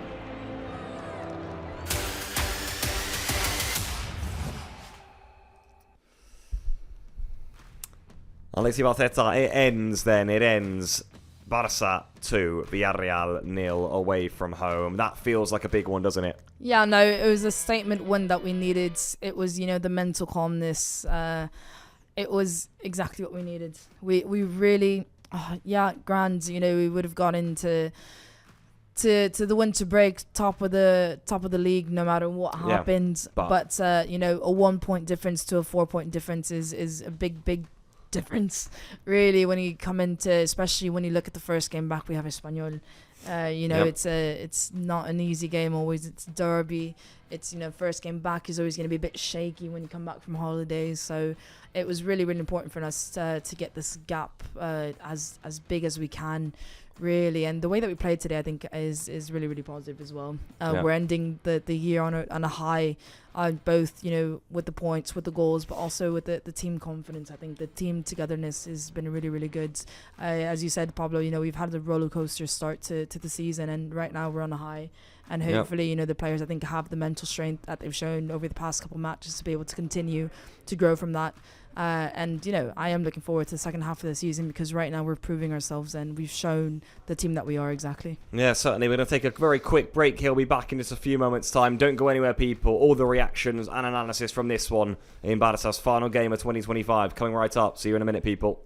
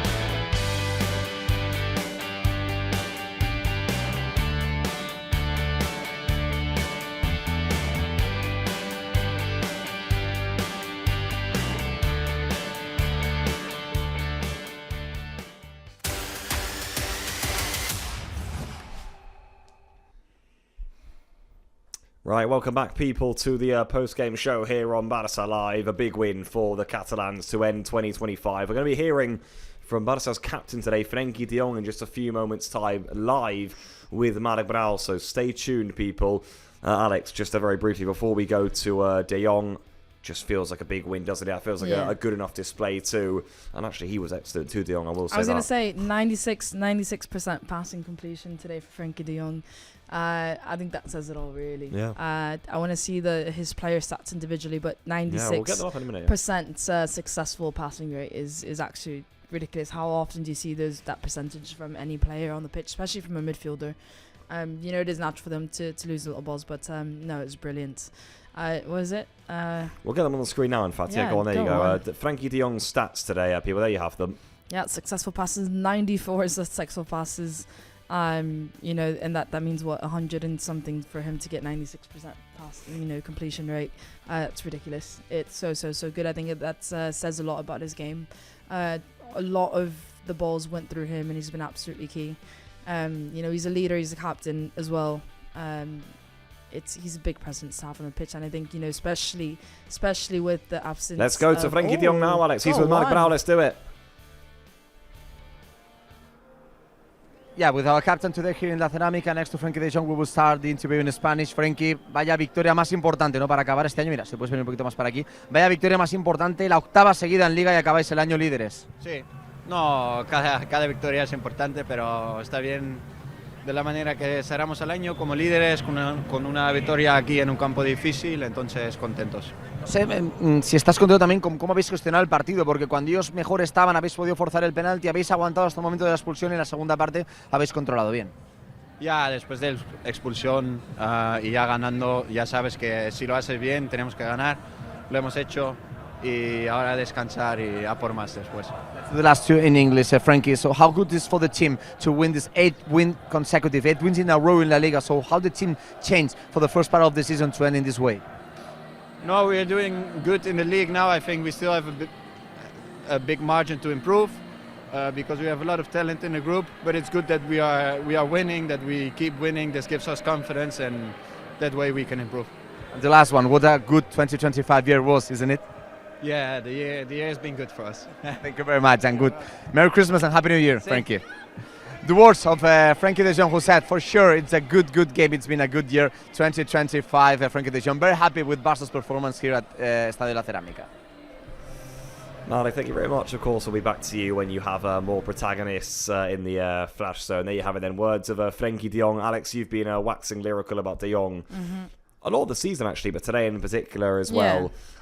Excellent again. And as you said there, Merry Christmas, Happy New Year, Coleres, and 3 points to Barça on the road. But he certainly was one of those. In a game like this, he just ran the show in there. I think especially when they went down to 10, he was just running things, wasn't he? He was going, you know, he's getting a lot of space to the touches again, you know, passing completion rate. I think, you know, the reason that you don't necessarily see Frenkie de Jong as always a star because you have Pedri. And Pedri, you know, does take the attention off of Frenkie de Jong. And rightfully so, because Pedri is more of an attacking player. He is involved in a lot of the key moments. You know, Frenkie de Jong starts from behind, gives it to Pedri, and Pedri is the one that makes those decisive passes higher up the pitch. I think they complement each other so well. I think it's probably, you know, aside from, you know, the likes of Eddie Garcia, Rafinha, I think Frenkie de Jong and Pedri together have been probably, you know, the mechanism to keep our team going most of the time. And when Pedri's not there, Frenkie has more, you know, important role. When Frenkie's not there, Pedri has a bit more to do himself. But when they're together, I think probably, you know, one of the smartest, most intelligent, amazing midfielders that we can have on the pitch together. I think for them, especially when you look at the way that last season, there's been a few games that we lost kind of mental control over games when things weren't going right. We kind of lost, gave into the chaos that was, you know, a lot of the teams. And I think that's when Frenkie de Jong and Pedri have been really key to keep that calmness, to keep that control. Today, again, you know, like you said, Pablo, you know, we went a man advantage. Frenkie de Jong was the one that dictated it. It's not always attacking, you know, it's not taking advantage that we're a player up. It's about knowing the right moments. He gave the assist to Lamine Yamal there. You know, it was all really good. So yeah, I think Frenkie de Jong for me was outstanding today in terms of everything. Yeah, certainly. So we're seeing on our screens Lamine Yamal's goal again. Alex, in general though, I mean, we spoke a lot about since the Chelsea game, the response from the team, the way they bounced back. I think it certainly comes from players being back, but is it fair to say that Barça are in their best moment of the season right now? Because I feel that we're going into games now, big ones as well, the one against Atleti, this one today. I feel confidence in the team again. I think with Joan Garcia in goal, Rafinha back in, Pedri in there too. I feel a good confidence and belief in the team again that, like I sort of did more so last season, that maybe we didn't quite have at the start of the campaign. Just feel like that's back right now to quite a big regard. I don't know how you feel about that. No, I definitely agree. I think mentally, especially, you know, outside of the results, outside of the way that we're playing, I think mentally we've been able to come back really strongly. You know, we're going into these matches. Today was a big match, you know. Yeah. It's not an Atleti, it's not a Real Madrid, but you know, the way that Villarreal are playing and the way they are positioned on the table, this game was so important. So our mental factor going to this game was dominance, and we showed that from the start, and there was nothing that really got us, you know, away from that, which I think is the most impressive is the mental factor, because, you know, we've gotten a lot of injuries, we've gotten everything, but to go into every single match, no matter what players are on the pitch, no matter which players come on, the mental factor that we have as a team stays high. Yeah. The standards stay high, and I think that's probably the most important thing, and probably what I like most about the team right now in their best moment is the mentality that we have on the pitch. Yeah. It certainly feels like it's a big factor for the team right now. And I was speaking about that belief, you know, and I think it's obviously coincided with some of our best players returning. I've said that before, but even in a game like today, I feel like we managed to keep our heads, keep our cool. Then maybe a bit of a worry for me, maybe defensively to an extent. I still think Villarreal had a good amount of chances today. You said a few times maybe we were a little bit fortunate not to see an attack. In fact, I think it's fair to say we were fortunate not to get a clean sheet today, right? And rightfully so. I think. Second half, they had chances, even with 10 men. First half, they certainly had chances too. That's probably an element I'd still look at for Barça and go, we can improve there, can't we? Yeah, no, exactly. That's where, you know, we need to improve. You know, I said it's that we have a lot to grow into, and we're playing so well, but we still need to correct, you know, those key things, you know. Yeah. Finish our chances, but even before that, create chances. You know, I think it's been over the past couple of weeks we've been doing everything right except for getting those last crosses into the box, getting shots outside the box, you know, being dangerous, you know, having actual danger in attack, because we're seeing our opponents, you know, the way that they're getting joy off of us are 1-2 counterattacks per half, really, but they can get 1 or 2 goals from those counterattacks, and we are having X amount of attacks and we're only able to get 1 shot on target. I think that's probably our biggest defect right now, is just really not being able to create as many clear goal scoring opportunities as we can, no matter how much possession, no matter how much we're moving the ball around. I mean, you see it today. We dominated the entire match, and I think Villarreal's chances were clearer than ours. Yeah, I mean, I'm just looking at the stats, Alex. They had 5 shots on target. So did we, and it's not like we had many more shots than them. No, considering we had 10 minutes they had 10 minutes since the 38th minute. Yeah, precisely. I think we have 19 total shots on goal. They have 14. 5 shots on target for them, 5 shots on target. They are more efficient with 5 shots less than us. They're more efficient with getting shots on target. And again, I think that's what it is. You know, they didn't have many chances. They didn't grow into the game. They were building from the back. They were counterattacking. Yeah. And it's very, very key moments that they used it. Thankfully for us, you know, offside trap was good. Joan Garcia was excellent. You know, and again, luckily for us, it didn't score. But, you know, our opponents are so good at capitalizing on their chances, and we have double the amount of chances, triple sometimes the amount of chances, and we're unable to score. I think for me that's probably the biggest defect. You know, defensive line we're good. You know, we are making errors again. We have 2 young centre backs. Errors will happen. One of them is not centre back. Exactly, errors will happen. It's just a matter about how we react to that. Misplaced pass, right? Get up, get back, defend it. You know, it's about the reaction. You know, let them make the errors. It's fine if they make the errors. Is it ideal? No. Is it going to happen? Yes. Let the team react to that, and that's probably more important for Hansi Flick, especially when you see that the way that he's, you know, managing the team. But I think for me right now is the focus on just creating chances and finishing them off. Yeah, certainly. We did also see some very good individual performances today, I will say that. I mean, De Jong was superb. We heard from him just a few moments ago. Wonder who else we'll hear from Mark Brown in a few moments' time. Joan Garcia, of course, but maybe the star of the show, Alex, was it maybe Lamine Yamal today? Pretty much, to me, felt like from minute 1, he just had a bit more space than usual, no? And so many times in the league this season, it's been a different sort of Lamine Yamal. It feels like teams are reacting more to him. They're setting up contingency plans against him, right? But I feel like today, don't know whether it was Villarreal coming out a bit more. He had a bit more space, but was he the star of the show? No, I really think it's respect to Villarreal. You know, they're not the typical team that we've seen so far that to put 2-3 players on Lamine Yamal. They're like, we can handle this. We're going to stay with our formation no matter who's in what position. You know, they played to their own game plan rather to the players that are around them. That makes sense. You know, they didn't man mark. They marked spaces. And you know what? They defended. I think they did defend quite well. Yeah. When you look at the spaces that they were giving us, we didn't really take advantage of them. So they did their game plan really, really well. And again, you know, they're not putting Lamine Yamal with 4 players around them. Lamine Yamal had to take on 1v1s. And hola. Oh, and how about that? Marc Brau's with Joan Garcia. Let's do it. Yes, we're close to him. Yeah, we are next to Joan Garcia. Another clean sheet for him, 2 consecutive 2 in a row in La Liga. So let's do the interview in catalan. Instead, you're doing it in English, Joan. Però quina victòria, no? Són 8 seguides a la Lliga per tancar. Acabeu com a líders, 4 punts de marge sobre el Madrid. Fi d'any perfecte. Sí. Sabíem que era importantíssim aconseguir els 3 punts en l'últim partit de l'any. Ho hem aconseguit, hem acabat líders en aquesta mitja de temporada, tot i que queda moltíssim encara, però aquest era l'objectiu i l'hem aconseguit. A nivell de partit, no sé si sensació que heu pogut controlar bé tots els moments. Heu patit força a l'inici, us heu forçat el penal, heu aguantat quan ells més han empantat i al final us heu endut el 0-2. Sí que és veritat que quan un equip es queda amb un menys sempre et facilita les coses, però ens hagués agradat, jo crec, matar abans el partit, marcar abans el segon i llavors si poguéssim fer el tercer per ja acabar de matar-ho doncs millor, però és la veritat que han jugat molt bé, han sabut defensar amb 10 homes molt bé i també han tingut les seves oportunitats, però l'important és que hem aconseguit els 3 punts i la porteria 0.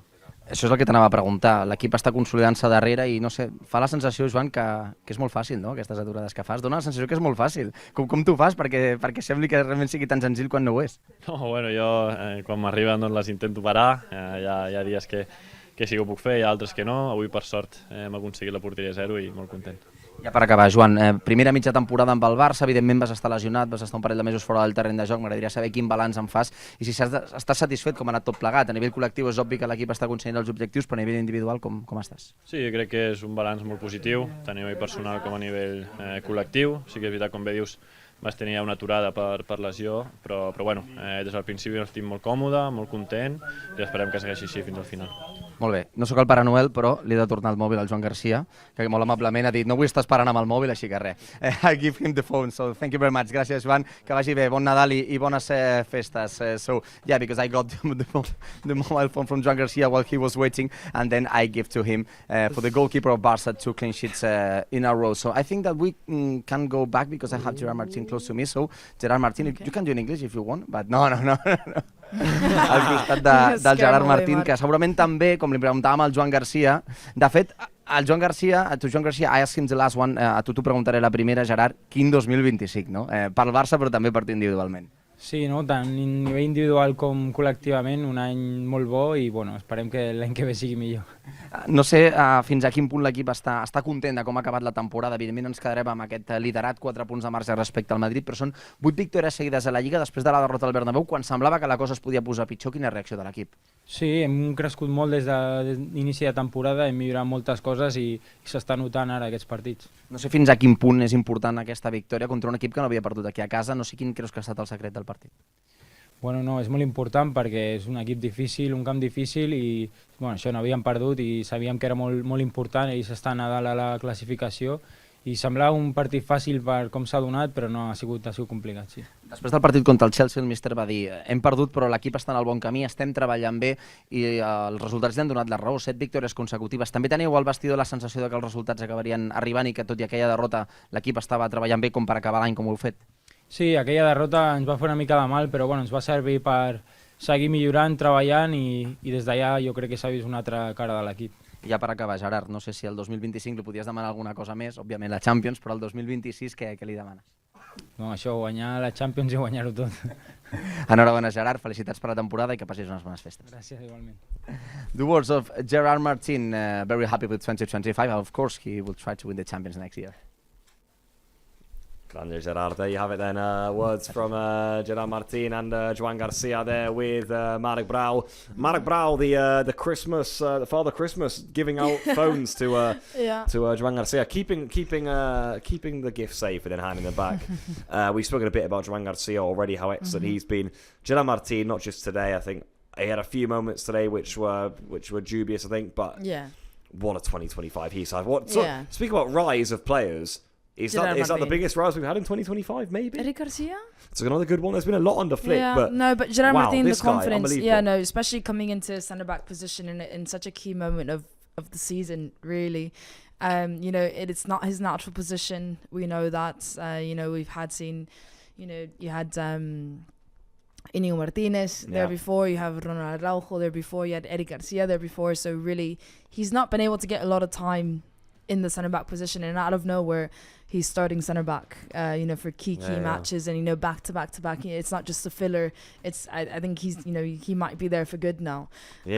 So it's big for him. He's been outstanding. The confidence that you need as a centre back, especially when you're playing against a player just as young as you. I think that for me it's been what's been most impressive with Cubarsí and Gerard Martín. Well, but we've heard from players. Now let's hear from the coach, Hansi Flick, with Marc Brau. Yeah, as usual, after the game with Hansi Flick ending with the team, great win, 4 points ahead of Madrid on the standings. What a win to end the year. Yes, of course, I'm very happy about these 3 points, and to end like this, it's really crazy. It's really fantastic. So, the team today, you can see that they are a little bit tired, but at the end, the mentality, the attitude we had on the pitch is unbelievable. I'm really proud about this team. I think also the club, the fans can be proud about them. They give everything. And when you see our last line, the defense, after the injury from Andreas Christensen yesterday, we had not so many options. But they're doing really great. They give everything, 90 minutes, and this is what I want to see. Are you especially happy, not for tonight's performance, for in the last games, 8 wins in a row in LaLiga, 7-2 ended after the defeat at the Stamford Bridge. So I'm especially happy. So how did the team react in the last 2 months? You always said we have to focus on the future, but I'm especially happy with the reaction of the team in the last 2 months. No, okay, of course. This is also what I always say. The most important thing is the training. When we train well, when we give 100% in the training, so you can see the quality we have. And of course, when every player is on the pitch, it's the same. We have huge quality. So we have to keep going on like this. And it's great now. Well, we're open also to relax a little bit, to have the holiday, enjoy the family, and celebrate Christmas. And the last one, Hansi, of course, yesterday you said at the press conference room that you have to look at the future. But with a good 2025 year, also all Barça fans, especially proud of the team. So if you can give us a balance, so what does it mean also for you this year? Oh, this is fantastic. So when I see how we improve the whole team, also the young players, it's really good. We have also talented players in the back. So it's Tommy or Jofra also. This is amazing. I really like to work with them, and they also could be very proud about that. What they are doing, what they give us, and of course they learn a lot every day to train with a team, with the best players maybe in the world, and this is what they have to see, and they can be very proud. Okay, from me and from all Barça fans, Merry Christmas and Happy New Year. Hansi. Thank you. Bon Nadal. Bon Nadal. Hansi Flick said Bon Nadal to all of you after the words that German coach tell us. So, guys, if you don't mind, I will give you the connection back after all these interviews. And then just in a few minutes, let's comment just for the play of the match boards because we're going to have more interviews. So just in a minute, I will connect to you to end the year with us, man. Brilliant, Marek. I'll be back to you in just a few moments' time then. Sounds good to me. Hansi Flick there. Bon Nadal goleros is what he says. So there you go. He spoke about the young players he was working with. I like that a lot. And talk about a manager who's developed young players and developed players. I think I haven't seen a case in a long time at a football club where a manager's come in and you go through the entire starting 11. I think every single one of them's improved. Everyone. No, you look at the confidence again. We're focusing on Cubarsí, Gerard Martín. The confidence that Hansi Flick, instead of saying, right, maybe he wants to go out and sign a new player to replace that, maybe he wants to move in leave Eddie Garcia in there, who's a much more experienced player in that position. But no, he goes for Gerard Martín, Cubarsí. We've seen Marc Bernal comes on today. He's had a lot of time. You've seen Dro play a lot as well. Yeah. He's so confident. And Marc Brau. Let's do it then. Let's go to Marek. Marek, we'll head back to you because we know you've got to. We know you've got to run. Right. Let's hear from your MVP votes, Marek.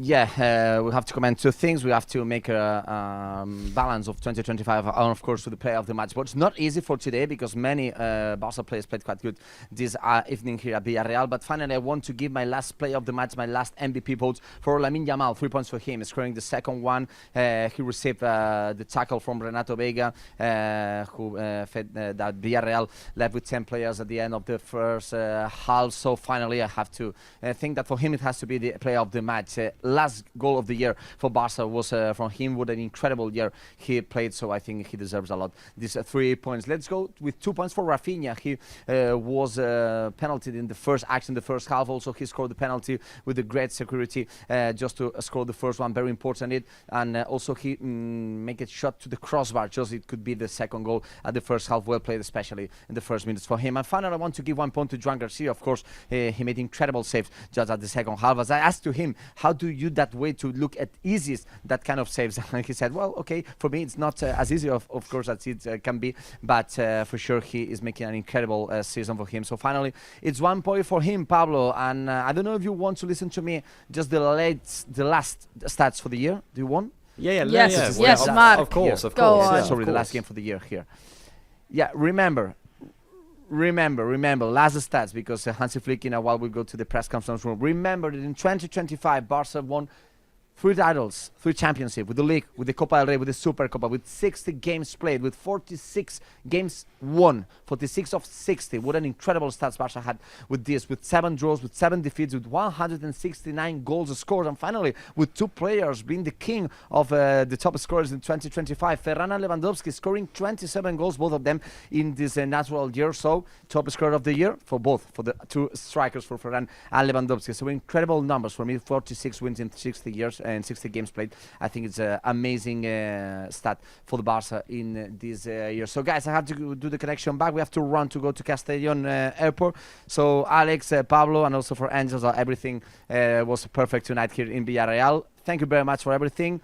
Merry Christmas, Happy New Year. And for me, we will have to wait just a while to watch us to each other, because I have to go at home with my little daughter. So it's a pleasure to be with you, of course, these last games. Yeah, Marek, thank you so much. Barca Live fans, Marek is going to be taking a little break now for the next few months, as he said, to be with his newborn daughter. So we're not going to be seeing Marek for the next few months, but of course he'll be back when he returns. Marek, big hug, un abrazo. We'll see you. Safe trip home. So Barca Live fans, you Mark Starter, who is a socia already. It's sad, yes. Yeah. It's sad, man. It's sad. I'm going to miss Mark. It's a bit emotional. I'm going to mix the bromance between Mark and Hansi Flick. Yeah, we're going to miss a lot of it. And Mark looking after phones and everything. It's all happening. Alex, we're not sure when Flick's going to step into the press room, so let's do your MVP. Let's go for it. Let's do it. I think my number one was probably quite easy to guess by the amount of talking that I've done about Frenkie de Jong. I think I don't need to add anymore. I think he was just absolutely key. And everything, assist to Lamine Yamal, build up play, stopping play. Recovery, I think, was quite key as well for, outside of the attack. Villarreal were really, really good. We knew that once they got the ball in 2 passes, they were already in the attack, into space, and probably, getting close to 1v1 with Joan Garcia. Frenkie de Jong, I think, with the likes of Eddie Garcia and Gerard Martin and Fermin as well, they all did really, really well to get those recoveries. But we saw, Frenkie de Jong go across the pitch and recover in the fullback position. So I think for recoveries as well as the attack, Frenkie de Jong was key for us today. Rafinha was brilliant. Obviously, we needed that penalty goal. It was the only goal that we got in the first half at the end of the day. Calm, collected, as cool as you like. Rafinha got into that. Shortly after that, he got the shot that just rattled the crossbar, really. And he was involved in a lot of the play. He was the one that got the penalty to begin with. It was a good Lamine Yamal pass, and for him to go into the box, he was from the right side, down the middle, down the left. I think he's absolutely amazing. Just letting him flow throughout the pitch. I thought he was brilliant today. And Lamine Yamal, he scored in a very key moment when we needed that second goal. Again, it was a really good assist from Frenkie de Jong, just letting Lamine Yamal have the ball, facing it close by.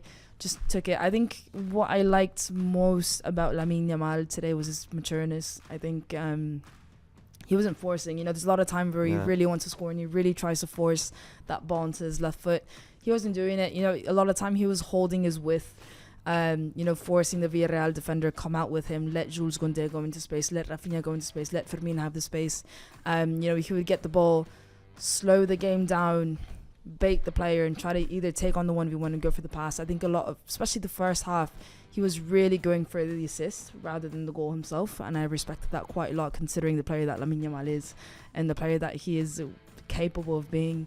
Defensively, I thought he was, a lot better today than we've seen in previous matches. But overall, I think what I liked about Lamine, other than him scoring, was his matureness to play for his teammates rather than himself. I really respected that from him today. Yeah, certainly. So, I've almost gone a tad different. These are my votes. I was gonna say I said we definitely were gonna have such different votes. You had Lamine with 1. I had Lamine with 3. Yeah. It was tough. And look, I've left out Rafinha here, which I don't think is fair, to be honest. But it's hard. I think I feel bad for leaving out Joan Garcia because he was absolutely key. Excellent. Yeah. I think if it wasn't for him, we could have easily gone 1-1, even down, 2-1 potentially. Exactly. So.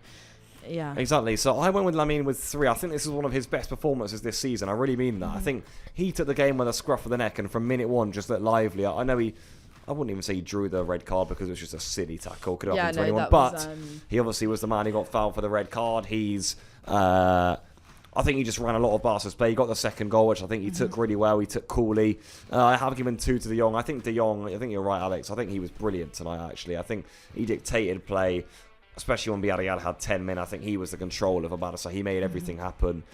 And I wanted to give a bit of credit to Joan Garcia. Maybe this just comes from the high stands I've got for Rafinha with, I don't even give him a point today despite how brilliant he was. Yeah. But Joan Garcia does deserve it. I wanted to give something to Joan Garcia, which means it's going to be tight, but those are the votes. Okay. Those are the final votes. I wonder what the chat have gone for. Let's have a few of them here. Okay, let's see. What does the chat say?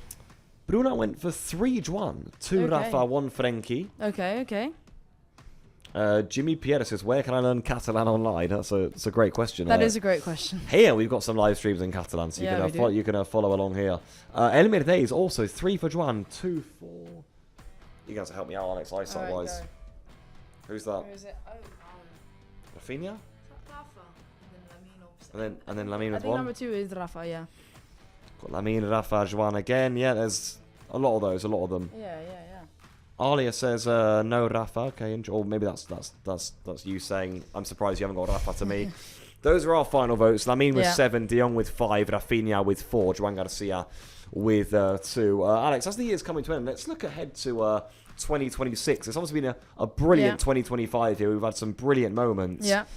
2026 is going to start pretty chaotically too. It starts, I think chaotic is probably the right word to describe our first match of 2026. It's a derby away at the Espanyol Stadium. Yeah. It was a spicy tie last season. Lamine with Joan Garcia, it's going to be even spicier, right? Exactly. So do you remember that Lamine Yamal goal, that screamer, and he just went to the crowd and it just went chaos from there. It's a spicy derby, and I think the fact that we stole Joan Garcia is going to make it even more spicy. I mean, we won the league there, so certainly so. Espanyol fans aren't too happy with us at the moment, and they're having a good season. Espanyol. We start 2026 as our next game on the 3rd of January. We'll be here half an hour before kickoff for that one. Then we face Athletic Club in Saudi Arabia in the Spanish Super Cup. Then there's a potential final. Of course, if we lose that game against Athletic, there'll be no final. If we win, there will be. Then we come back and we're going to have, in here somewhere, there'll be a cup game, by the way. The round of 16 of the cup will be in here, which, of course, we're through to. After beating Guadalajara, we've got an away game to Real Sociedad in LaLiga. We've got an away game to Slavia Prague in the Champions League. Vital Champions League games. It's a heavy January. Real Oviedo at home in the league. Copenhagen Mind you, everybody, that all the matches League. That Pablo has said are in January. Yeah. That is just January. Yeah, how many? 1, 2, 3, 4, 5, 6, 7. Potentially 8 games, guys. Potentially 8. No, but that would be... 1, 2. We got 1, 2, 3, 4, 5, 6 plus the cup game, plus a potential Super Copa final. So 8 matches in 4 weeks, hopefully with 2 of them, 1 of them definitely outside of the country, potentially 2 of them outside of the country. Yeah. That's our start to 2026. Lovely stuff, and of course we'll get the standings back on our screen. Barça do head into 2026, clear top at the La Liga table with 4 points clear. In that one ahead of Real Madrid, which is nice and didn't really look possible a good few months ago, Alex. No. Also, the recovery in that regard has been great. It's been, to the neutral fans, the title race has been quite fun, I think. Between Atletico have obviously, dropped points. They were in the mix quite high up, I would have to say. But, we've done well to recover. Between us and Real Madrid, it's been a fun... Again, for the neutral fan, it's not actually been fun. But for the neutral fan to see this competition, it is quite fun.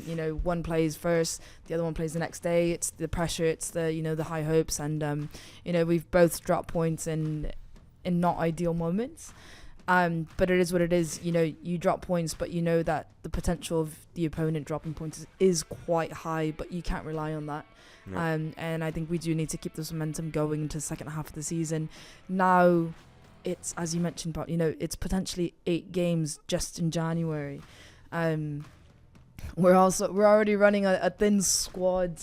We need to be careful. Hansi Flick needs to, I trust Hansi Flick to be able to manage his minutes, manage his players, manage the injuries, do what we need to do to maybe get a bit more creative with the way that we win games, especially shut these wins. Yep.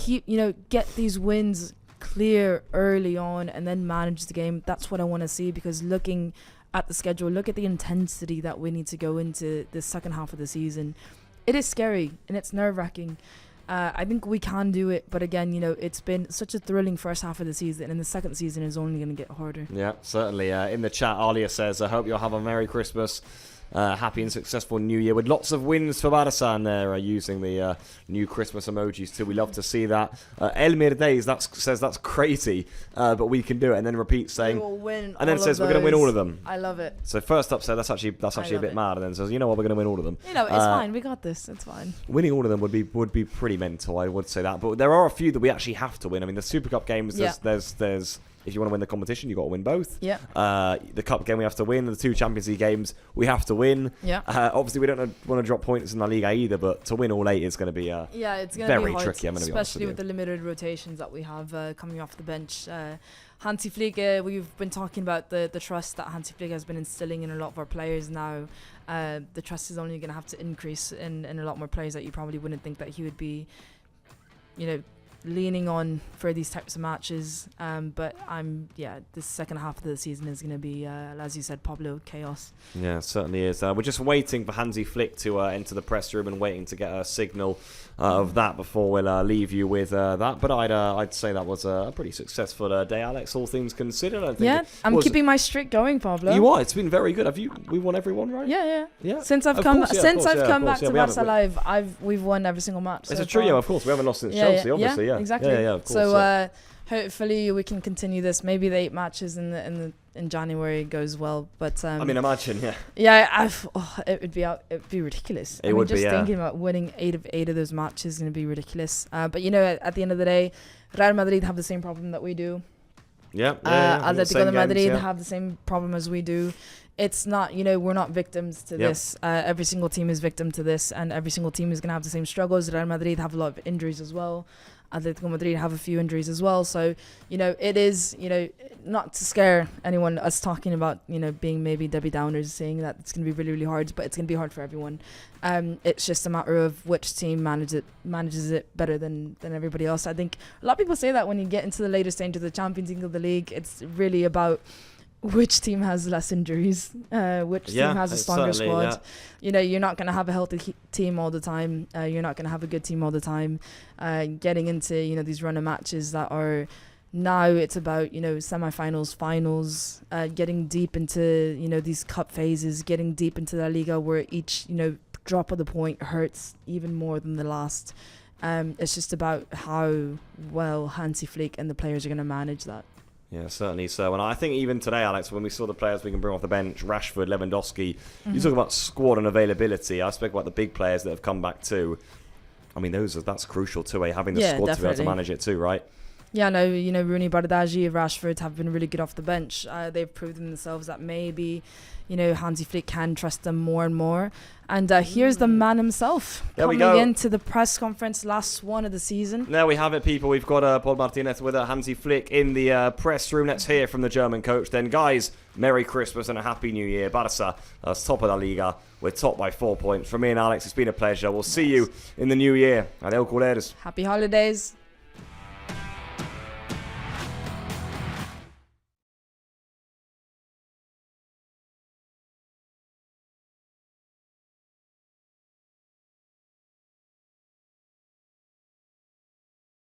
Equip havent jugat amb tants minuts amb superioritat numèrica. How did you see the team performance playing against 10 for so many minutes, and if you go into the break satisfied with your team? Thank you. I'm happy for the players that we have a break now, and of course that we win the 3 points, very important points against a really good team. I like them, how they play football. They have a fantastic quality in the offense and very fast players. But I'm very happy for my players, because you can see it also today that we are a little bit tired. So at the end, most important thing are the 3 points, and Chuang Garcia keep us the clean sheet. He played fantastic, and I'm happy about that. A RAC1. Li preguntarem a Hansi Flick per les 8 victòries que encadenen després del Clàssic a la Lliga. You have now 8 wins in a row in La Liga after the defeat in the Clásico. What does it mean for you, and what does it say about the work of the team at this point, considering that you struggled a little bit in the beginning of the season? No, it's great. I know also today the quality, the mentality, the attitude of the players are very fantastic. So this is what I can see every day in the training. And when sometimes I said to this in the moment, maybe where you don't think that it's true, or how can you say this? It's like that. For me, the most important thing is the training. When we work well there, and it's also, you can see it also in the match, and of course when we have every player on the pitch, then we have a huge quality. And for today was you could see it. The defense was not easy. It was not easy to manage it, because every player, you can see that they are tired, that they are happy now to have rest, to have holidays. And now for me, it's the attitude, the mentality of the team is great. We are playing as one team, as one unit, and this is really great to see. Hola, Mr. Adrià Alberts, en directo para el Carrusel Deportivo de la cadena SER. I would like to know if after Andreas' injury and while you are waiting for Ronald Araujo, do you think it's necessary to sign another defender on the winter market or not? We will see. I will speak with Deco maybe tomorrow, not today. For me, first of all, the important is that Andreas come back well. So then we have to support. Everyone has to support him, because he was in a really good moment. He played very well in the Copa, and also in the training he showed fantastic performance. So it's sad. It's sad because it's the next injury from him, and I really can say I wish him all the best, and that he's coming soon back. Buenas tardes, mister. Le preguntaré un poco también por Koundé, por Christensen. What can we know about Koundé? Is serious or bad news for Christensen? No, I don't think so. That it's a big thing. So he was the 3 days he was sick. He had some problems, but he also, like in this situation, he said, okay, I will give my best, and I think it's. He said to me, okay, I just felt a cramp, and it's not like a muscle injury, hopefully not, but we have to decide whenever to check it when we are coming back home. Hi, Hansi. What do you think about the hostile atmosphere at Lamine Yamal? The boos and... It's like that. It's of course, I think it was a clear red card for me. It's you know, and after this, it's clear that they focus on Lamine, and he has to manage it. He has to manage it. He scored the second goal. I think is the best answer. Hola, Hansi, ¿qué tal? Raúl Fuentes de Radio Marca. It's been a perfect December in terms of results. What do you think is the area where the team has improved the most this month? What we improved?